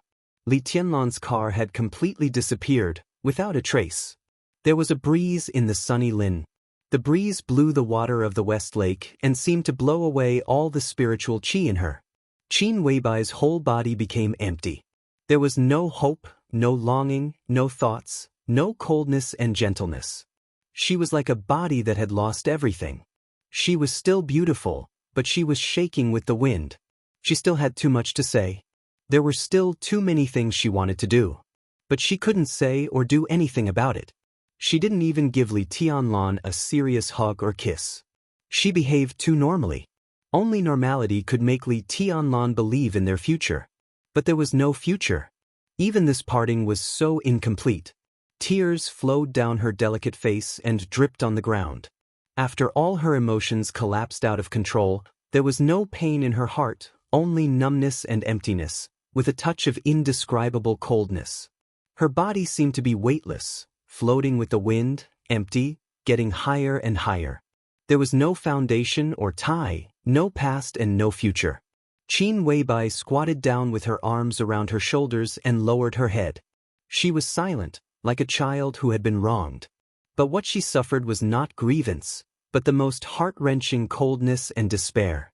The wind stopped. The wind rose again. Qin Weibai squatted at the door, as still as a sculpture. Lin Fengting, who spent all his time in Lin, and didn't say a word about the Li family's comeback, walked over quietly and whispered, "When will you go to Snow Country?" "Today." Qin Weibai was silent for a while and whispered. She was in a mess now, but she was unwilling to stand up. To be exact, she was too lazy to stand up. Since she knew there was no future, why did she care so much? "Shall I go with you?" Lin Fengting asked. "No need." Qin Weibai raised her head and looked into the distance. The villa area was very high. Staying at the door, she could clearly see the turbulent and swaying West Lake outside the villa. Her eyes were a little dazed, but her tone was very serious. She whispered, "Sir, please stay in Zhongzhou State for a few more days. It's not too late to set off after the final maneuver." Lin Fengting raised his eyebrows in confusion. Snow Country has nothing to do with the final maneuver, right? It has something to do with Tianlan. Qin Weibai choked with sobs and took a deep breath. Her perfect and delicate face was like a pear blossom in the rain. There was a kind of softness in her. I don't want him to go to Snow Country. After the final maneuver, he probably won't be able to go for a while. She knew very well what resistance Li Tianlan would encounter in the final maneuver. Li Beidian, Su Chu, and Ning Qianxing were all severely injured. Yu Qingyan's realm was still low. Although her lethality was terrifying, it was not suitable for her to play in the final maneuver. Now in the East Emperor Palace, there were only Li Tianlan and Du Hanin, who had barely broken through to the thundershocking realm. At most, there was Dongqing Rushi. 3 people. However, the 3 of them would have to face 3 young forces. 3,000 realms, Phantom Realm, and Jile Peak. Wang Shengxiao, Gu Hanshan, Song Ci, and Jiang Shangyu. Any one of them was powerful enough to look down on the young generation of Zhongzhou State. Qin Weibai had always been very confident in Li Tianlan. She did not think that Li Tianlan would lose, but confidence was not blind worship, so she did not think that Li Tianlan would win easily. If Li Tianlan wanted to win the final maneuver, he almost had to rely on his own strength to defeat the strongest of the young generation. The best outcome was that he would be seriously injured. At that time, he naturally could not go to Snow Country. No matter what happened in Snow Country, he was powerless. Lin Fengting also understood what Qin Weibai meant. He was silent for a while, wanting to say something but stopping on second thought. Finally, he said, "Have you ever thought that you might have underestimated Tianlan?" Underestimated? Qin Weibai turned her head and opened a pair of red and swollen but still bright and dreamy beautiful eyes. "Do you know how strong he is now?" Lin Fengting asked calmly. Qin Weibai was silent. She did not ask about Li Tianlan's current martial arts, and Li Tianlan did not say it. This matter was very important, but it was not the most important thing at the moment. "What do you think, sir?" Qin Weibai asked seriously. Lin Fengting was silent for a moment. He remembered Li Tianlan's performance when he was entangled with Wang Tianzong. In the monstrous sword intent, Li Tianlan directly entered the state of meditation. Lin Fengting could vaguely feel Li Tianlan's progress afterward, but when it happened, he did not feel anything. Nothingness. Li Tianlan in meditation seemed to not exist at all, and his whole person seemed to completely dissipate between heaven and earth. At that time, Tianzong asked Tianlan a question. Lin Fengting said, he asked Tianlan when he recultivated the 4 realms of martial arts. He paused and shook his head in confusion. Li Tianlan did give him a very strange feeling now, but he could not tell it, even though he had seen a few videos of Li Tianlan's moves. Great breakthroughs and great achievements are based on recultivating the 4 realms of martial arts. Tianlan is now in the state after recultivating the 4 realms of martial arts. Don't you know what this means? Lin Fengting asked. Qin Weibai's eyes changed, and her eyes were full of vigor. After recultivating the 4 realms of martial arts, the word recultivation could be completely removed. After the 4 realms of martial arts, there was only the invincible realm. Sir, do you mean that Tianlan is now in the invincible realm? Qin Weibai's eyes were a little happy. The stronger her man was, the happier she would be. Yes and no. Lin Fengting shook his head. He is certainly not in the real invincible realm, but at least he is no longer in the thundershocking realm. Qin Weibai fell silent. Even so, it is unlikely that he can win this maneuver unscathed. Qin Weibai whispered. Lin Fengting's eyes were deep and meaningful. Qin Weibai wanted to face the tribulation for Li Tianlan. So she dragged the entire Samsara Palace to destruction. But it was related to the future of the Lin clan, so Lin Fengting had to protect her. In this case, some words did not need to be too clear. Lin Fengting smiled and changed the topic. What happened on Mount Dibing was your doing, wasn't it? He said it vaguely. But Qin Weibai knew what he was talking about. Yes. Qin Weibai's tone was calm. How do you know summer solstice? Lin Fengting was a little curious. Summer solstice's strength was a secret of the Wang family of Beihai, and even some giants of Zhongzhou state were not very clear about it. When the four of them learned swordsmanship together, Summer solstice's progress could even be said to be the fastest, but she never fought. The treason case on the border more than 20 years ago was the only time she fought. But that case itself had too many secrets, and Kunlun City could not publicize it, so few people knew the details of summer solstice. In any case, Qin Weibai should not know. Why don't I know? Qin Weibai asked. Lin Fengting fell silent. He was a little embarrassed. In fact, it did not matter why Qin Weibai knew summer solstice's strength. What mattered was whether the Wang family of Beihai knew that the sneak attack on summer solstice was actually the doing of the Samsara Palace.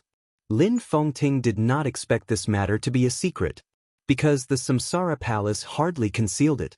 Summer solstice could be said to be Wang Tianzong's reverse scale. In her current state, if she forced a fight, it would not be good. Wang Tianzong was not the kind of person who would not fight back after suffering a loss. In the upcoming final battle in the Dark World, the Samsara Palace, which had little hope of survival, provoked Wang Tianzong, and the hope of survival was now almost infinitely close to zero. Tianzong will go crazy. You didn't do this secretly. Lin Fengting shook his head, and his tone was a little complicated. I just gave him a chance to go crazy. Qin Weibai stood up and said in a flat tone, at this point, it's time for the Samsara Palace to give up some less important things. I'm waiting for Wang Tianzong's revenge, and even prepared clues for him. Let's see if the intelligence system of the Wang family of Beihai is really so pervasive. Lin Fengting instinctively did not want to talk about this topic. Are you leaving now? Qin Weibai tidied up her messy long hair, shook her head, and said, I still have to see two people. Lin Fengting took a deep look at her, nodded, and said, take care. He passed by Qin Weibai and walked out. The scenery in Lin and was charming, especially the West Lake, which was the most memorable. With the establishment of the Supervisory Council, the West Lake scenic spots had recently been guarded by a lot of armed troops. Inevitably, the number of tourists had decreased a lot. The sparsely populated West Lake was a holy land for Lin Fengting, who was unrestrained in his bones. Qin Weibai seemed to have calmed down. She went back to the bedroom and changed her clothes. She was dressed simply in a white shirt and black straight pants. She washed her face in the bathroom. Qin Weibai, who had been empty and desperate and a little weak, suddenly became dreamy and cold again. She called Flaming Fire and asked them to prepare a car, book a plane ticket, and get ready to leave. Saint was still recovering in the small villa at the end of the villa area. Qin Weibai did not intend to see him again. From the very beginning, it was a deal between her and Saint. For her, the meeting in the villa a few days ago should be the last meeting in her life.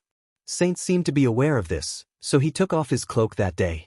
She went downstairs and walked out of the villa. Before leaving Zhongzhou State, she still had to see two people. It didn't matter in which order, as long as she saw them. The lawn in front of the villa was green and soft. Qin Weibai stood on the grass and turned around gently. With her back to the West Lake, she stared at the villa that brought her too much happiness and peace of mind. The location of the villa was excellent, but because of the age, it was actually a little old. However, it seemed to be contaminated with too much of Li Tianlan's aura, so every brick and tile was impeccable. Impeccable, the most perfect. There was a kind of faint but full of joy, anger, sorrow, and joy, full of lingering love, full of deep love and no regrets. This atmosphere was neither heaven nor hell. It was the human world in the vast secular world.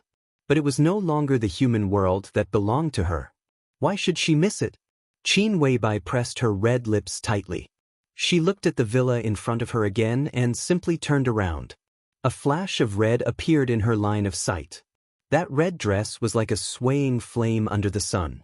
The red was passionate, the red was charming, and the red was dazzling. So gorgeous, but so cold. The red dress, with the hem of the dress fluttering in the wind, walked lightly to Qin Weibai. Chapter 343. Qin Weibai looked at Red Dress, who walked up to her. The red dress was bright and eye-catching, making people ignore the breeze, the sun, the lake, and the green trees. The red dress fluttered and became the most vivid color in front of Qin Weibai. Qin Weibai instinctively adjusted her body, took a step back, and made a subtle but clear defensive posture. Her expression was serious. But her eyes, which had just woken up, became dazed again, and there was no focus in them. It seemed to be the same morning. It seemed to be the same sunshine. It seemed to be the same breeze. It seemed to be the same red dress. How familiar this scene was. It was like a sharp knife, piercing directly into her broken heart without any leeway, making her numb and hollow soul experience the deep pain again. The story seemed to have just begun. But Qin Weibai felt that she was standing in the end.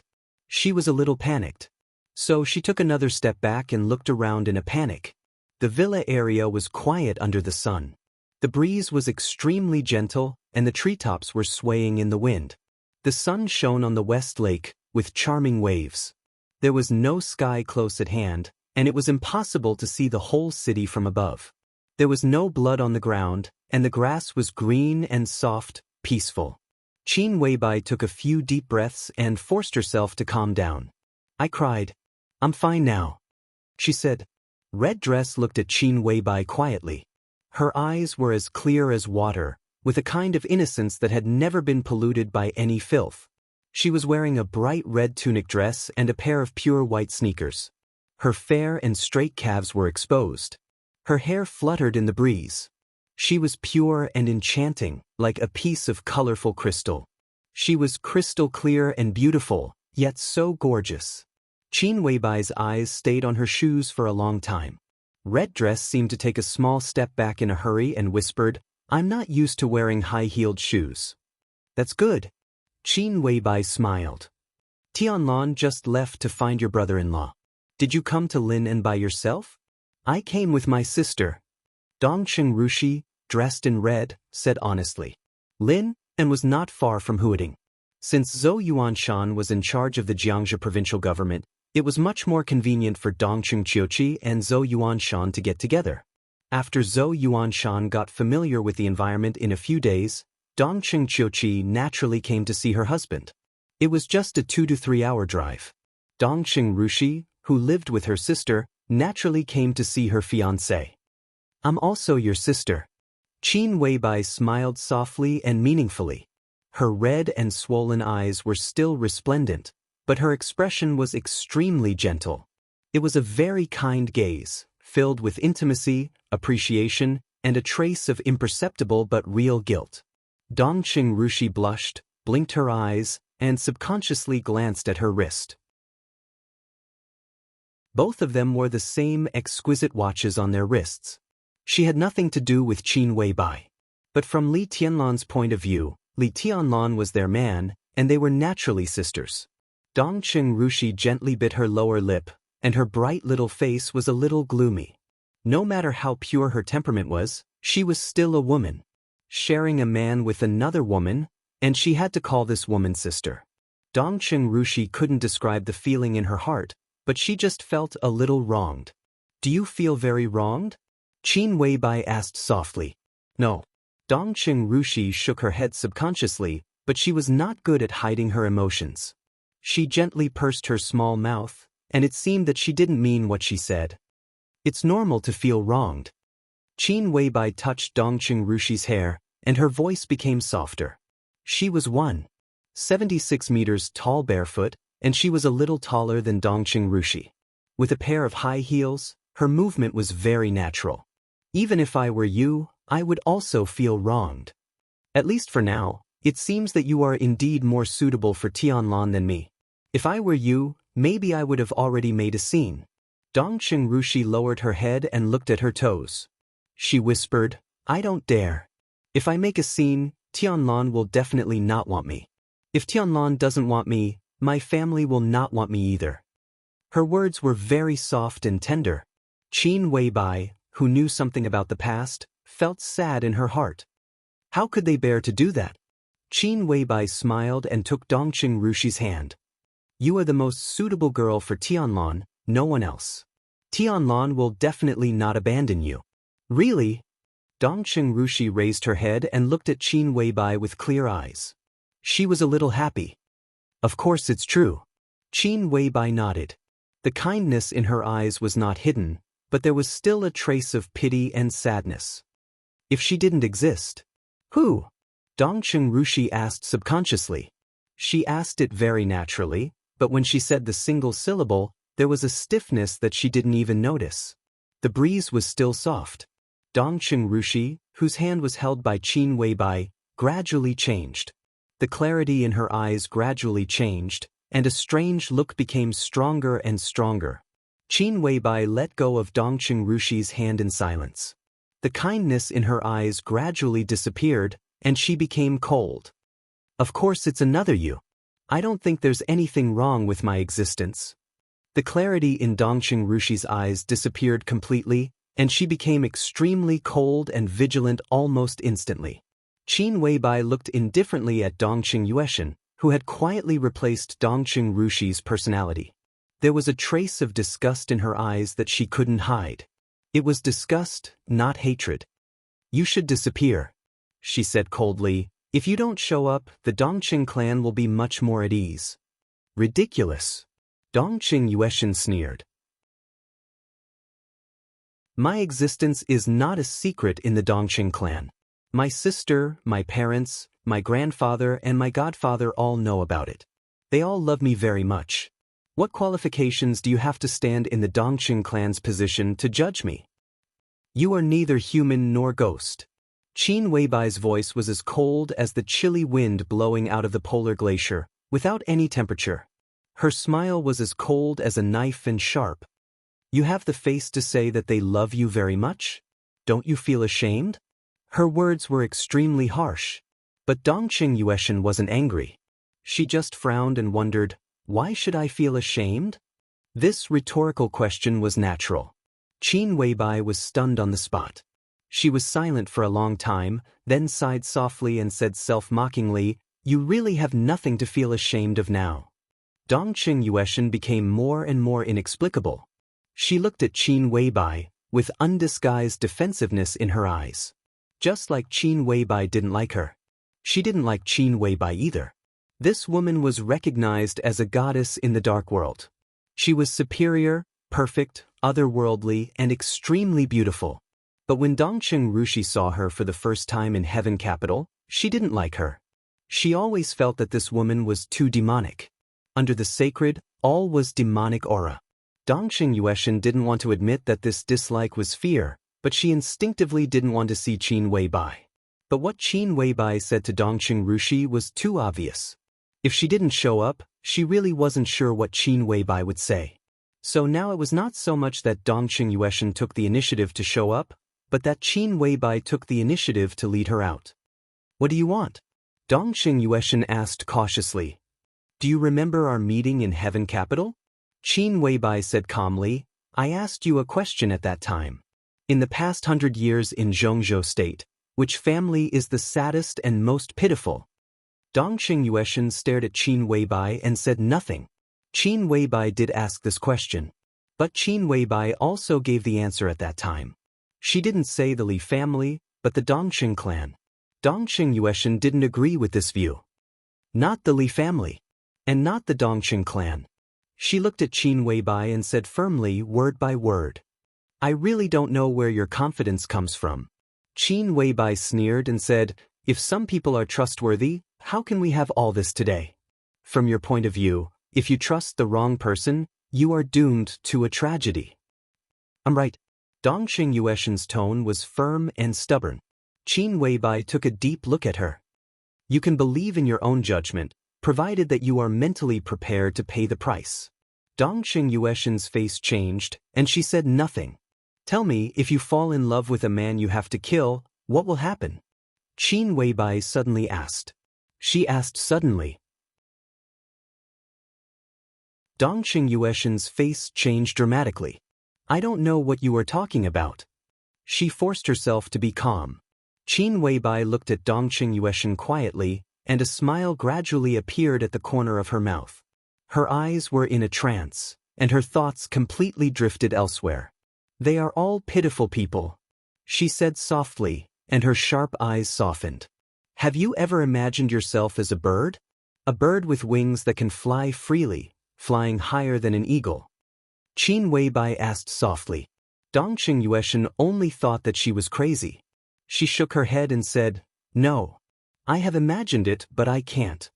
Qin Weibai said softly, "But there is a woman who has always thought so. She used to be a genius of an era, but in the end, she cooperated with others and killed her beloved man. Do you want to know what happened to her in the end?" "What happened?" Dong Xingyueshan asked subconsciously. "She was crazy." Qin Weibai laughed and said, "She was really crazy. Back then, she thought that she was a bird that could fly freely in front of me. So she laughed and jumped from the highest place in Huading. She fell to pieces and her family fell into dire straits because of that. The important members of her family were either sentenced to death or sent to prison. None of them had a good ending." Qin Weibai said softly, as if she remembered that summer again. That summer in Huading, that woman was also wearing a scarlet dress and a pair of red high heels. In the bright and illusory sunshine, she smiled foolishly and imagined that she had become a bird, opened the wings she thought she had, and jumped from the highest place in Huading. She was a crazy red dress. She was a bird with broken wings. Her figure passed through the white clouds and fell from the sky with the fierce wind, and finally dyed a large area of green grass red. After the sunshine in Huading that day, there was a heavy rain. The heavy rain passed through the quiet years in the depths of memory, gradually turning red and sticky, like the last messy loneliness of a bloody storm. All the grudges and grievances had their final ending in that rain of blood. Qin Weibai smiled, looked at the expressionless Dong Xingyueshan in front of her, and said softly, "Coincidentally, that completely crazy woman has a name similar to yours."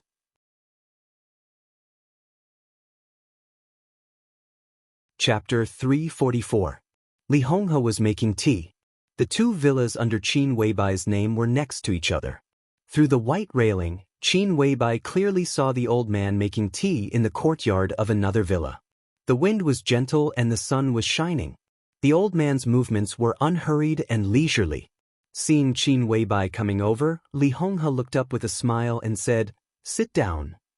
You're in a good mood." Qin Weibai sat down and said in a flat tone. She didn't call Senior Li, who seemed to be very respectful. In the absence of others, Qin Weibai didn't bother to disguise her emotions. "I'm old. I told you last time we met that I have nothing to think about in this life. My only obsession is to see Tianlan bring the Li family back to its original height." Li Honghe smiled and poured a cup of tea for Qin Weibai. West Lake Longjing was world famous, but the old man made black tea from Jiangnan. The tea was mellow and had a long aftertaste. He put the tea in front of Qin Weibai, narrowed his eyes, and continued, "But now it seems that you still don't believe me." "Should I believe you?" Qin Weibai asked. This was not the first time they met. More than 4 years ago, when Li Tianlan repracticed martial arts for the first time in the desert prison, Qin Weibai and Li Honghe met for the first time. Qin Weibai had never concealed her doubts about Li Honghe, but she got all of Li Honghe's trust. "Whether you believe it or not, I mean it." Li Honghe looked at Qin Weibai calmly. Qin Weibai looked down at the cup of black tea handed over by the old man. She gently touched the edge of the cup with her fingers. After a long time, she suddenly asked, "Is there enough manpower in the Li family?" "The Overwatch Council has enough manpower," Li Honghe said calmly. "It's not a powerful agency in the southeast. It doesn't make sense to put too many people here." Qin Weibai looked up at Li Honghe as if she wanted to see through his heart. On the surface, the Southeast Supervisory Council was indeed meaningless. Most of the Southeast was the territory of the Wang family of Beihai. A few areas like Huading were also a mix of crooks and honest people. Those who dared to establish themselves there all had quite a strong background. The power and function of the special warfare system were originally very vague. The Supervisory Council had the function of supervision. But at present, unless an institution blatantly committed treason, the Supervisory Council had no business at all. But it was an organization that could be at the same level as the Special Warfare Department. Li Honghe's position was more meaningful to provide the Li family with a place to survive.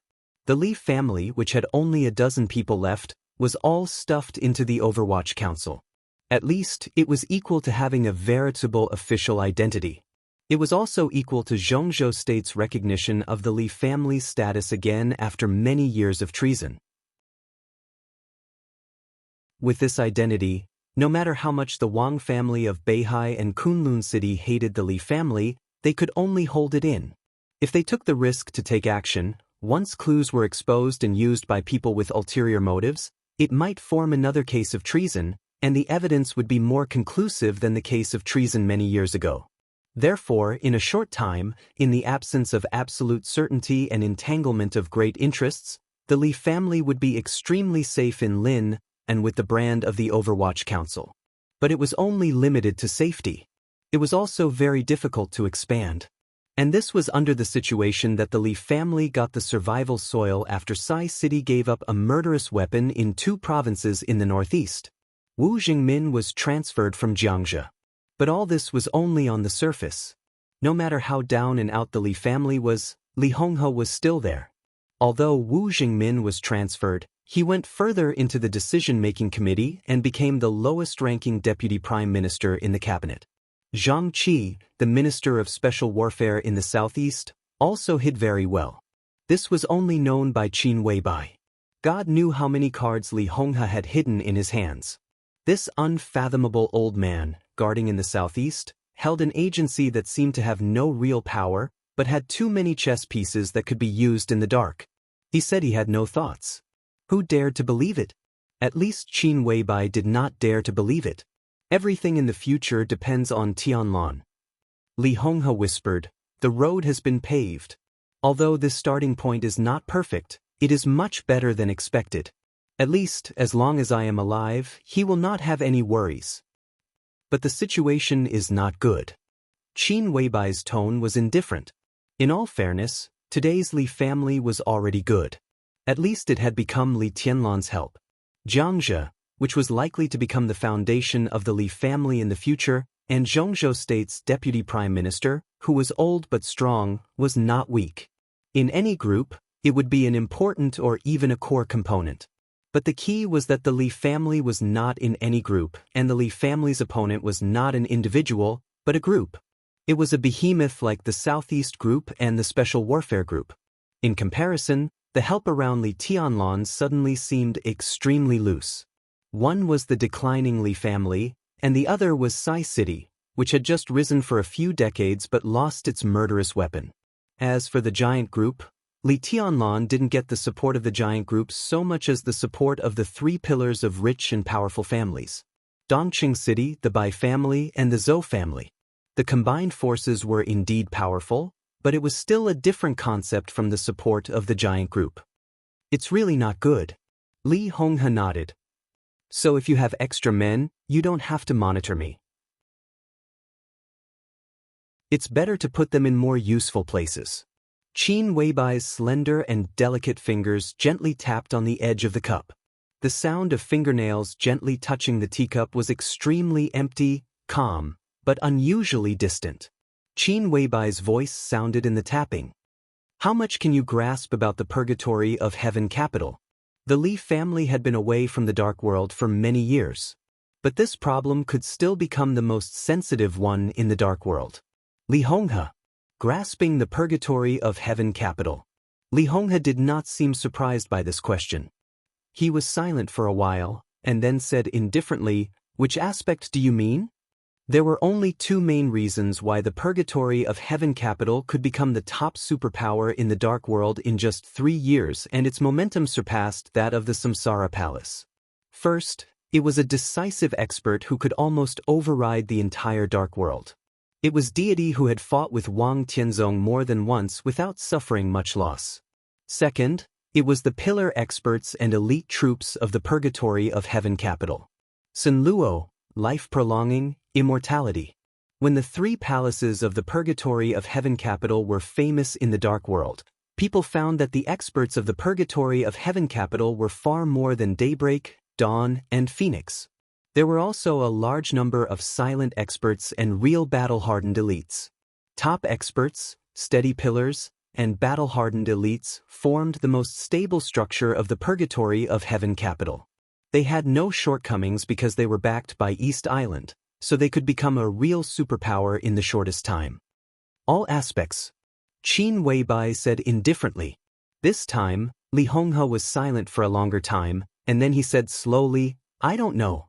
Qin Weibai could hear that it was the truth. But because it was the truth, she felt a little sharp and angry.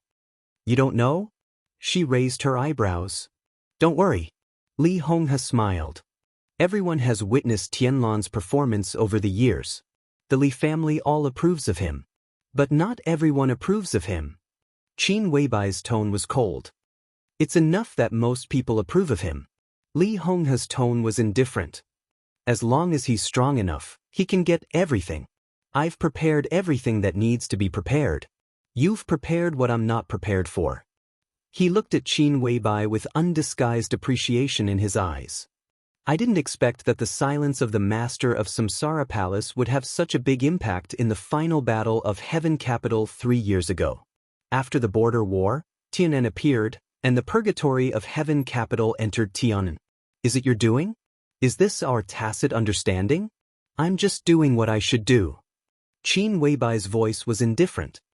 Tianlan will become stronger, the strongest. I've never doubted that. But he needs time to grow. Li Honghe said in a low voice. His tone was very heavy, because everyone knew what Li Tianlan would be like when he grew up. He knew. The Wang family of Beihai and Kunlun City would also know. The Li family just wanted a soil for survival, and it directly shook the situation in the northeast and southeast of Zhongzhou State. Even with the support of the giant group, it still paid a high price. This was just a soil for survival. So what kind of price did the Li family have to pay to make Li Tianlan grow up? I'll give him time. Qin Weibai said softly, but after he gets time, what else will he get? The sound of fingers tapping on the edge of the cup was still ringing. Calm and collected. The subtle sound seemed to synchronize with the breeze, becoming softer and more soothing. A butterfly flew over the marble coffee table. The butterfly's wings fluttered and finally landed beside the teapot. He can get everything as long as he has time. Li Honghe took a deep breath and said in a low voice, "Everything." Qin Weibai laughed. "I can't believe you." She said, "And even if he gets it, there are two kinds. One is temporary possession, and the other is real possession. Tianlan can get everything, but your existence may take everything away. I have a hunch that you may live longer than everyone thinks. Wang Tianzong slashed you with his sword and made you fall into the invincible realm. It may be for a reason. Seniorly, you just said that most people in the Li family will recognize Tianlan." Her voice paused. The butterfly in front of the table flew up, but it danced in the sight of the two. Qin Weibai's voice was ethereal, vaguely seeming to synchronize with heaven and earth. It sounded with the vibration of the butterfly's wings, occupying all of people's consciousness. "So, do you recognize Tianlan?" The butterfly danced softly. The wind seemed to be getting stronger. The sky was rising, and the temperature was rising. The sunlight gradually faded, and the air became dark. The coffee table in front of the two remained unchanged, but the grass around them began to wriggle wildly. The grass was rising wildly and completely out of control. Wildflowers appeared in the grass and bloomed rapidly. One by one, the trees grew bigger and taller in the grass at a speed visible to the naked eye. The air became sultry and thick. The villa disappeared. A dense, primitive forest suddenly appeared around the two of them. The sunlight disappeared completely. In the darkness, the table and chairs in front of the two seemed to disappear, and the marble table turned into a stone tablet. Two bright red characters were carved on the stone tablet. Zhongzhou State. The butterfly was dancing. The wind was getting stronger. The thick and sultry air was flowing in the wind. The sultry air gradually became cool, and then it turned into bitter cold. It began to snow high up in the sky. The snow covered the treetops and fell to the ground. Of course, I recognized Tianlan. Li Honghe's voice became a little slow, but it was still clear. Really? Qin Weibai's voice was like the sound of nature, filling every corner of the forest, grand and clear, like the voice of a fairy. Li Honghe's voice became more and more slow. He didn't seem to think there was anything wrong with the forest that shouldn't have appeared. It was still snowing in the sky. The snow was getting heavier and heavier, and the snow kept rising, burying the boundary monument of Xianxia state for a moment. Countless trees gathered together, rising and rising again. The landscape was undergoing earth-shaking changes. The snowflakes were getting bigger and bigger. Qin Weibai also didn't think there was anything wrong with the snow that shouldn't have appeared. Her voice still rang through the whole world unhurriedly. If Li Guangde didn't die between him and Tianlan, what would you choose? Li Honghe's voice sounded a little dull, but it was extremely true and frank. I don't know. What about you? He suddenly countered with a question. The snowflakes all over the sky fell down like crazy. Countless trees were still rising, still gathering. The forest had disappeared. So the rising and gathering trees turned into mountains.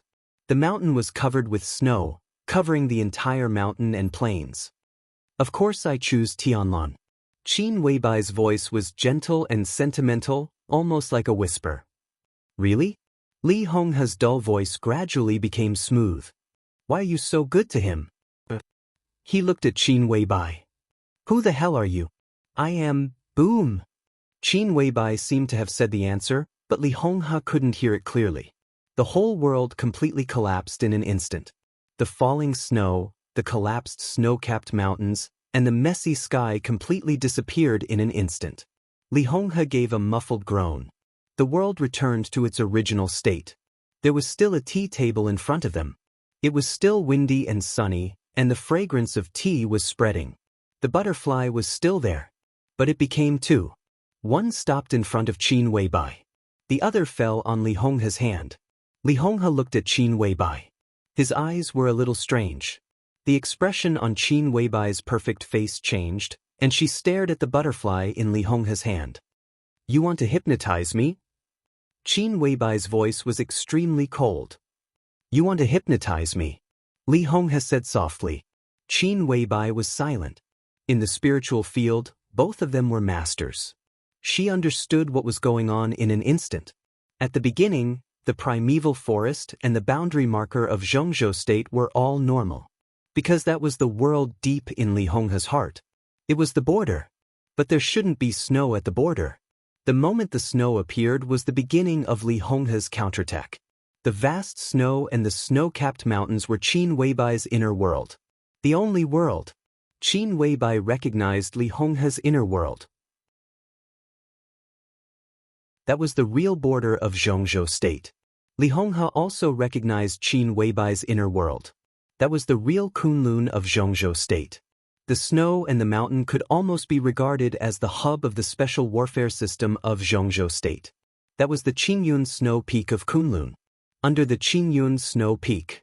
It was Kunlun city of Xianxia state. The two worlds changed so naturally that Qin Weibai, who wanted to hypnotize Li Honghe, didn't notice it.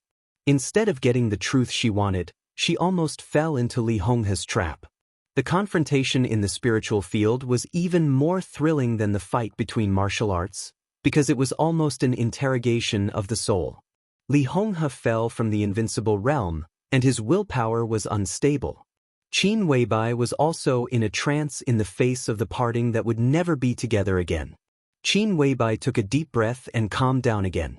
She might have said something just now, but she believed that Li Honghe couldn't hear it. I didn't expect you to have such a strong sense of self-protection. Li Honghe smiled and said, similarly, I didn't expect you to know this method of hypnosis. He looked at Qin Weibai and said, the field of hypnosis is broad and profound. Different techniques have different effects. This technique is improved by me, and it can even be said to be my own creation. Li Honghe touched the butterfly on his hand and said, I can be sure that there is only one person who knows this technique except me, but that person is not you. His smile was a little complicated and confused. So can you tell me who taught you this technique? Qin Weibai glanced at Li Honghe coldly and said nothing. Hey. Sister, Grandpa Li, are you drinking tea here? It's windy. A voice suddenly sounded. Lin Yuxian appeared in front of the two with a bright smile. What are you talking about? Nothing. Li Honghe smiled and said, watching the butterfly. He raised his hand. The butterfly flew up and flew past Lin Yuxian's eyes. What butterfly? Where is it? Lin Yuxian looked confused. Let's go. Qin Weibai suddenly stood up. She took a deep look at Li Honghe and said calmly, I don't know if I should believe you or not. My distrust of you all comes from that cemetery. I know what you have done. Lin Yuxian was there, so what she said was not completely clear. Li Honghe condensed the death energy formed by nearly 1,000 dead people of the Li family into a huge destiny, which almost doomed Li Tianlan's destiny of death. How could Qin Weibai believe Li Honghe? A light flashed in Li Honghe's eyes, and he smiled bitterly. I understand, but I have no choice. If I had a choice, I wouldn't do that. He sighed softly, looked at Qin Weibai, and said softly but sincerely, I also know what you and Wu Wei have done. Thank you. I'm leaving. Qin Weibai shook her head. Li Honghe stood up behind her and bowed deeply to the young woman who was nominally his granddaughter-in-law. Thank you. Lin Yuxian was startled. Qin Weibai did not look back. Li Honghe looked at her back with a calm expression. He knew what Qin Weibai had done, so he naturally knew what kind of consequences she had to bear. This woman, who had only a vast expanse of snow in her heart, was going to face the tribulation for Li Tianlan. Li Tianlan thought that it was just a farewell. But Li Honghe knew it clearly. There would be no future for her to leave this time. No matter what happened in the future, her perfect figure would no longer be seen in the final sky of Li Tianlan and the Li family. Qin Weibai gently turned around and walked out of the villa. The brilliance of the whole early summer seemed to wither like winter as she turned around.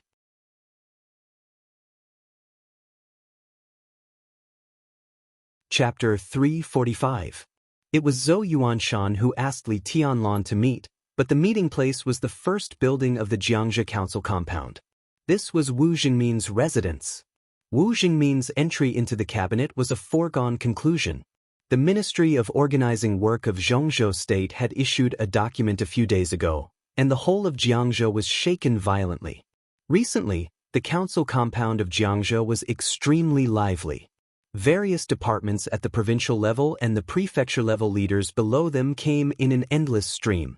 Wu Jingmin had been running Jiangzhou for more than 20 years, and he had been the top leader for nearly 20 years.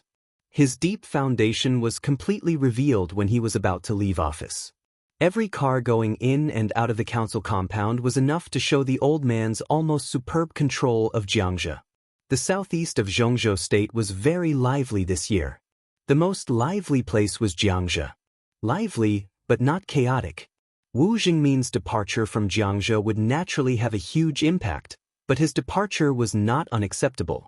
He entered the decision-making committee and was the real deputy prime minister of Zhongzhou State, not a nominal title. In the cabinet, he was in charge of business, finance, market economy, quality inspection, customs, tourism, and other work of Zhongzhou State. Although he ranked last, the real power in his hands was not fake.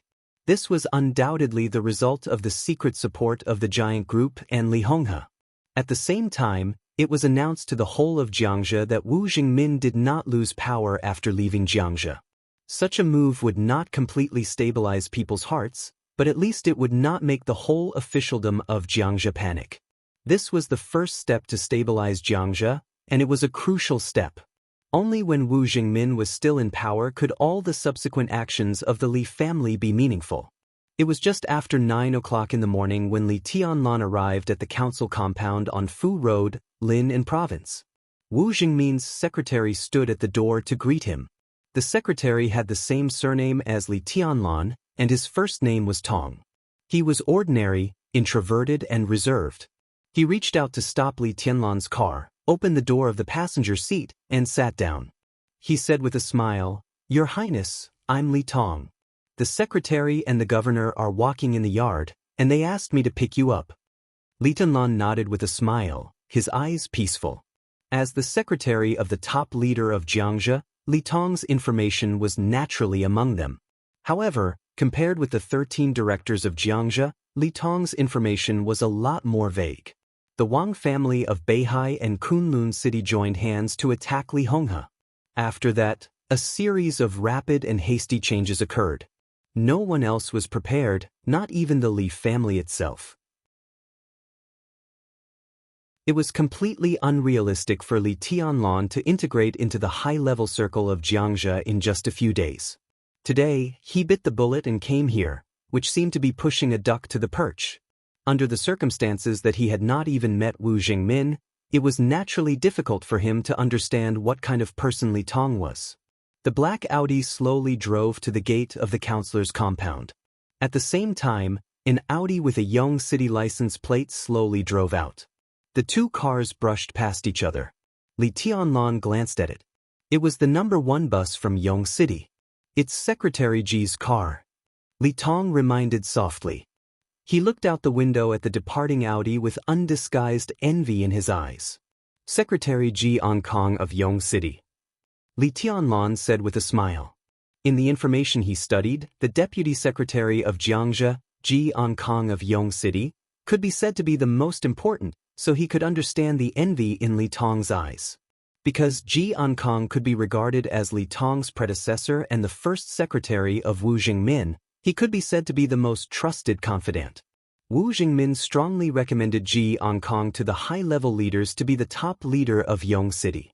At the same time, in order to check and balance Wang Jingxin of Lin, he pushed him to the position of deputy secretary. In today's Xianxia, Ji Ankong seemed to be a vassal, but in fact he was the real third leader of the whole Xianxia. The information given by Qin Weibai and Li Honghe clearly pointed out that when Wu Jingmin left Xianxia, as long as Ji Ankong was kept, Zhou Yuanshan was almost invincible in the competition with Wang Jingxin. Li Tianlan drove thoughtfully. The car passed by the first building of the director's compound and came to the chessboard mountain in the director's compound. The trees on the chessboard mountain were green, but they did not give people a sense of lush vitality. Instead, they looked a little desolate in the green. There was a chessboard temple on the chessboard. Li Tianlan drove west along the mountain road and finally saw 2 men standing side by side in front of an old mountain wall. Wu Jingmin, whose hair was a little gray and had not had time to dye it black, was saying something. Zhou Yuanshan, the new governor who came to Xianxia from Zhongyuan, stood in front of Wu Jingmin, high-spirited and in high spirits. The mountain wall behind them was engraved with a whole volume of Amitabha Sutra, and the handwriting was ancient and clear. Li Tianlan looked at this picture quietly.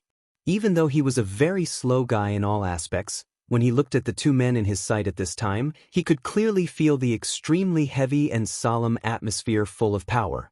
He took a deep breath, opened the door, got out of the car and walked over. Zhou Yuanshan saw Li Tianlan and waved his hand with a smile. This was the second time they met. But different from the approachable brother-in-law in the director's compound of Huading for the first time, Zhou Yuanshan now was steady and strong, and his every move was dignified. The only thing that remained unchanged was that his eyes were still kind when looking at Li Tianlan. He shook hands with Li Tianlan, and then introduced with a chuckle, "Tunan, this is Secretary Wu." Li Tianlan did not reach out to Wu Jingmin. He came to him, bent down very seriously, and bowed to call him Grandpa Wu. Wu Jingmin was an old friend of Li Honghe. In any case, he deserved to be called Grandpa Wu. This was the talent that Li Honghe valued the most in those days, and his performance did not let anyone down. In the more than 20 years after the collapse of the Li family, facing the covetous eyes of the Wang family of Beihai and the open and covert attacks of other groups, he always stayed in Xianxia and guarded the last and most important foundation for the Li family. Not only did he stand firm, but he was even able to promote his first secretary to the position of the third leader. Every storm in Xianxia over the past 20 years could fully show Wu Jingmin's unfathomable political wisdom. If the Li family was still in its peak state, with Wu Jingmin's ability, how could he stay in Xianxia? It was even possible for him to become the cabinet. Wisdom means courage and loyalty. Wu Jingmin could hardly find any flaws. This was a real strong man. He waited for the current situation with more than 20 years of silence and persistence, and finally won everyone's respect. Such silence was even more powerful than the desperate roars of too many people. Why are you so polite? Wu Jingmin smiled and helped Li Tianlan. His eyes were a little emotional. Looking at Li Tianlan's young face, he whispered, "Today's situation is not easy, and it will depend on you in the future." "Don't worry, Grandpa Wu." Li Tianlan's voice was very light, but there was no guilt in it, only firmness. In this situation, Xianxia can only be temporarily handed over to Yuanshan. Wu Jingmin sighed and said, "Today I called you here for no other reason. I just want to express an attitude to the outside world.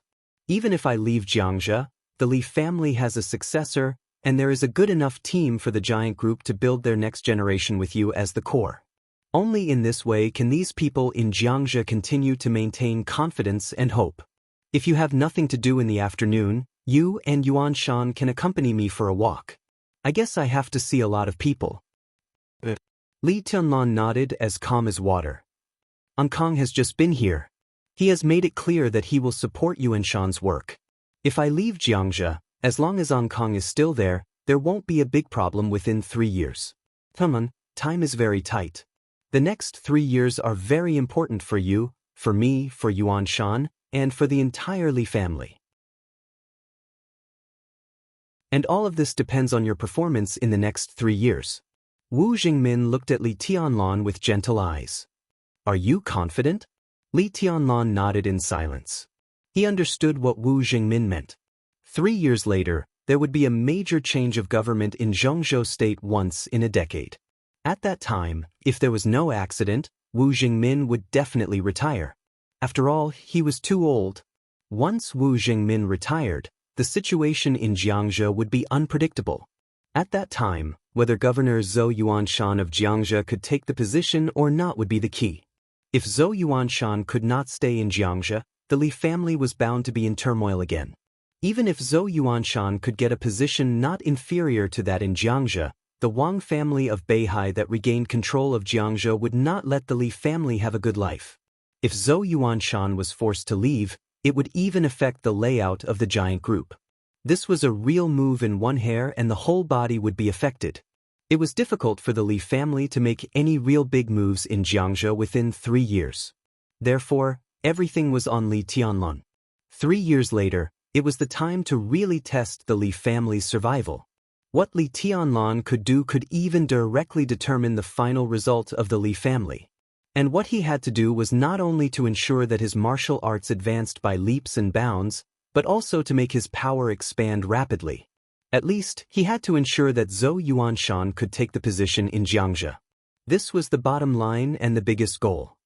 "Don't worry, Grandpa Wu." Li Tianlan took a deep breath. His tone was not excited. "Next, everything depends on me."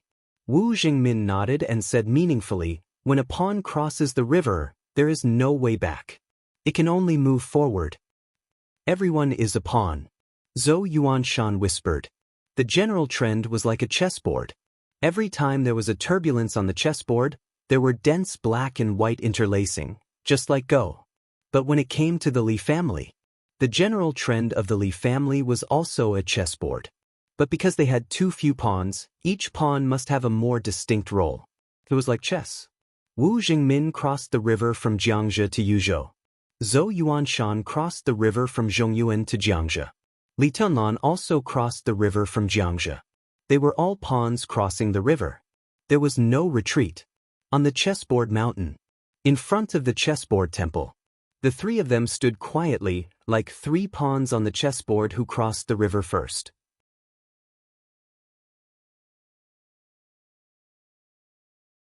Chapter 346. In the afternoon and night, Wu Jingmin took Li Tianlan to meet a lot of people.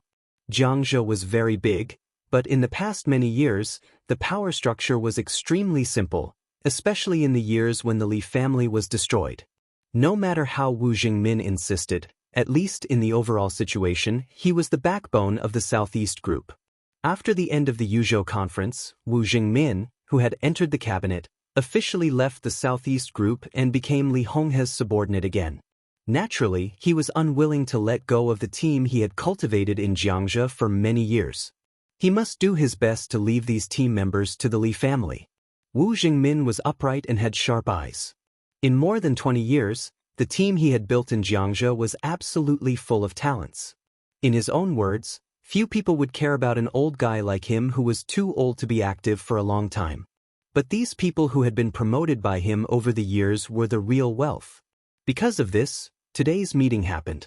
Wu Jingmin, who was deeply rooted in Xianxia, Zhou Yuanshan, who was the first among the young generation of the giant group to reach a high position, and Li Tianlan, the heir of the Li family.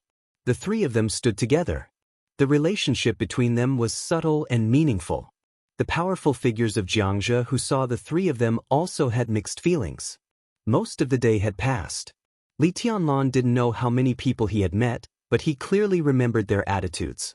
Among the 13 directors of Xianxia, except for Zhou Yuanshan himself, Wang Jingxin, and Su Xinghe who had not yet arrived in Xianxia, 6 directors clearly expressed their support for Zhou Yuanshan, and 2 expressed a certain degree of support. In addition, the attitude of the main people in charge of the cities under Xianxia was also relatively optimistic. It might take time to test the specific situation, but at least for now, no one clearly opposed Zhou Yuanshan taking over the team left by Wu Jingmin. Today's trip was already worthwhile for him to get this result. When Wu Jingmin left and Su Xinghe took office, the real struggle between the dragon and the tiger had just begun. Li Tianlan had dinner in the number 2 building of the director's compound, and then drove back to the villa area by West Lake. The lights were still on in Qin Weibai's 2 villas, but Flaming Fire and Qin Weibai had left. In the afternoon, when Wu Jingmin took him to visit a senior deputy governor of Xianxia, Qin Weibai sent him a text message. It was a simple message with only 3 words. "I'm leaving." Li Tianlan didn't reply at that time.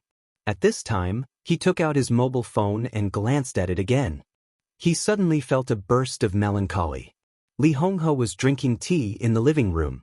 Lin Fengting, who had been elusive in recent days, sat in front of Li Honghe and talked about some interesting things inside the Lin clan with a smile. Li Tianlan's heart was empty, with some disappointment that he himself was not aware of. "You're back." Li Honghe glanced at him with gentle eyes. "How are you today?" "It's all right."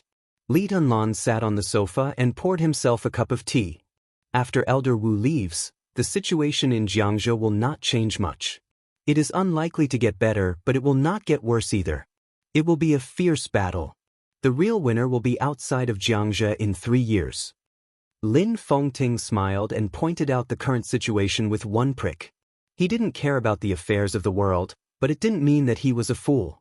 Since he had decided to help the Li family, he must pay attention to the current situation of Zhongzhou State. Lin Fengting could see the current situation clearly.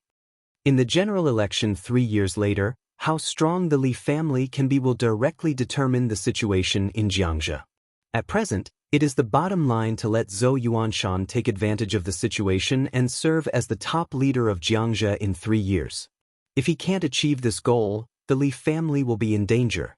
If he is forced to leave Xianxia after Wu Jingmin retires, all the forces he has cultivated over the years will undoubtedly fall to the Wang family of Beihai. At that time, the Li family will have nothing, and Zhou Yuanshan, who has bet on his political future, will completely lose the qualification to compete with Wang Jingxin. The giant group will also rebound because of Zhou Yuanshan's failure. The 3 pillars of the wealthy will be forced by the internal pressure of the group, and their support for the Li family will be greatly reduced. At that time, Lin Fengting didn't go on, but glanced at Li Honghe intentionally or unintentionally. Li Honghe drank tea with a calm expression. 3 years later, there would be a general election. Wu Jingmin would retire, and Li Honghe's health might not be able to support it. If Zhou Yuanshan was defeated in Maiqing, the Li family would really be at the end of its road at that time. On the contrary, if Zhou Yuanshan took advantage of the situation and absorbed the team left by Wu Jingmin, no matter how bad the Li family was, with Xianxia as the foundation, it would at least have a chance to breathe. The giant group would definitely support Zhou Yuanshan. And the southeast group would definitely oppose it. It was not difficult to guess the position of Kunlun City. The loose giant group might not be able to withstand the cooperation of the Southeast group and the Special Warfare group at that time. As for the academics, there were more important goals 3 years later, so it was bound to not give them too much support. Therefore, how far Li Tianlan could develop in these 3 years and how much support he could give Zhou Yuanshan became the key. I've met Yuanshan. With him and Jingmin, Xianxia is not a big problem. At present, this matter is temporarily over. When will you leave? Li Honghe looked at Li Tianlan and asked. Now, Li Tianlan said, the storm in Lin and had settled down, and there would not be too many ups and downs in 2 or 3 years. It was meaningless for him to stay here. Okay. Li Honghe nodded, glanced at the door of the villa out of the corner of his eye, and showed a smile. A light figure walked into the hall, wearing a red dress. She looked as charming as fire, but her temperament was as clear as water. She blinked at Li Tianlan and said in a clear voice, "You're back." Dongqing Rushi. Li Tianlan was a little stunned and nodded subconsciously. Why are you here? I came with my sister, Dongqing Rushi said softly. Dongqing Rushi said softly. She sat down beside Li Tianlan obediently and reached out to hold one of his hands. Li Honghe looked at this scene with warm eyes and a hearty smile. Feng Ting, don't you think these 2 children are a good match? When the final maneuver is over, I'll go to Zhongyuan in person to set their wedding date as soon as possible. Li Tianlan frowned. Li Honghe didn't seem to notice this. He looked at Dongqing Rushi with a smile and said, Girl, what do you think of your engagement with Tianlan? Dongqing Rushi shook her head and glanced at Li Tianlan. I'll listen to Tianlan. Li Honghe laughed and didn't hide his joy. There's no hurry about the wedding date. Let's talk about it in a few years. Li Tianlan said in a calm tone. No matter how busy you are, can you be so busy that you don't even have time to get married? There was a sharp flash in Li Honghe's eyes, and he was a little unhappy. Let's wait and see. Li Tianlan's tone was brief, suppressing the emotions in his heart. Dongqing Rushi looked at Li Tianlan in a daze. After a long time, she silently lowered her head, but did not let go of Li Tianlan's hand. Go pack up first and we'll go to Huading later. Li Tianlan took a deep breath and squeezed Dongqing Rushi's slightly cold palm. Dongqing Rushi nodded, stood up and went out. Packing up was an excuse in itself. Neither she nor Li Tianlan had anything to pack. Dongqing Rushi walked out of the villa and sat at the marble table in the yard, holding her cheeks in her hands, in a daze. In the villa, Li Honghe looked at Li Tianlan with a gloomy face. Li Tianlan drank his tea calmly. The engagement was set many years ago. It's not negotiable. After a long time, Li Honghe seemed to calm down and said word by word. I don't disagree. Li Tianlan said calmly, I'm just waiting. Waiting for what? Li Honghe's tone was a little cold. Waiting for me to die? Li Tianlan frowned and seemed to be a little annoyed. He lit a cigarette and took a big drag. Because of Qin Weibai? Li Honghe eased his tone and asked. Li Tianlan spoke bluntly. Do you know her? Or, do you know who she is? Li Honghe asked in a deep voice. I don't deny that she has helped you a lot at this stage, but can you be sure that her help is a good thing for you in the end? Li Tianlan raised his head. His eyes were bright and sharp, like the bright sword light after it was unsheathed. You don't believe her? Li Tianlan asked. I do. Li Honghe said calmly, but I can't find the basis for trust. You, me, the Wang family of Beihai, and the whole dark world, no one knows Samsara Palace and no one knows Qin Weibai. When Qin Weibai first appeared in Huding, the six investigated her through their own intelligence channels. They only knew that she came from a small mountain village in the southwest. But after all these years, the six tried their best. They couldn't even find any clue about her parents, not to mention that small mountain village. There was no clue at all. Do you understand? She looked at her grandson's raised eyebrows and sighed softly. I can trust Qin Weibai, but I'd rather cooperate with the Dongqing clan. After all, they know everything. And when it comes to Zhongzhou State, not to mention that Samsara Palace is not in Zhongzhou State, even if they are here, they can't help you as much as the Dongqing clan. Marrying Rushi is the best for you and the Li family. Not the best for me. Li Tianlan looked at Li Honghe with burning eyes. I really don't know her past, but I believe in her feelings for me. For me, this is the basis of all trust. Feelings? Li Honghe sneered. Do you know where these feelings come from? Li Tianlan had been stunned and couldn't say a word. What's Qin Weibai's identity? What's your identity? Now you do have feelings, but where did they come from? Is this kind of inexplicable feelings the basis of trust? Why is she so good to you? Do you understand? Li Honghe asked. He took a deep look at his grandson, whose face was changing, and said calmly, behind the inexplicable deep feelings, there must be a debt. This kind of debt may be in the past, or it may be in the future. She may know that she is destined to owe you something in the future, so she makes it up to you now. I believe in such feelings. But I don't. As he spoke, the muscles at the corner of his mouth twitched, and a touch of pain and anger flashed in his eyes. Lin Fengting's mouth also twitched. I'm going to Huading. Li Tianlan stood up and walked out of the living room without looking back. Obviously, he didn't intend to say anything more on this issue. Li Honghe stood up abruptly, as if he wanted Li Tianlan to stop. Lin Fengting waved his hand with a bitter smile, interrupted Li Honghe's anger, and let Li Tianlan leave. Senior Li, I know what you are worried about. Lin Fengting said helplessly, but what you are worried about is unlikely. Qin Weibai does owe Tianlan, but now she is making up for it, not harming him. Not now. Li Honghe sat down.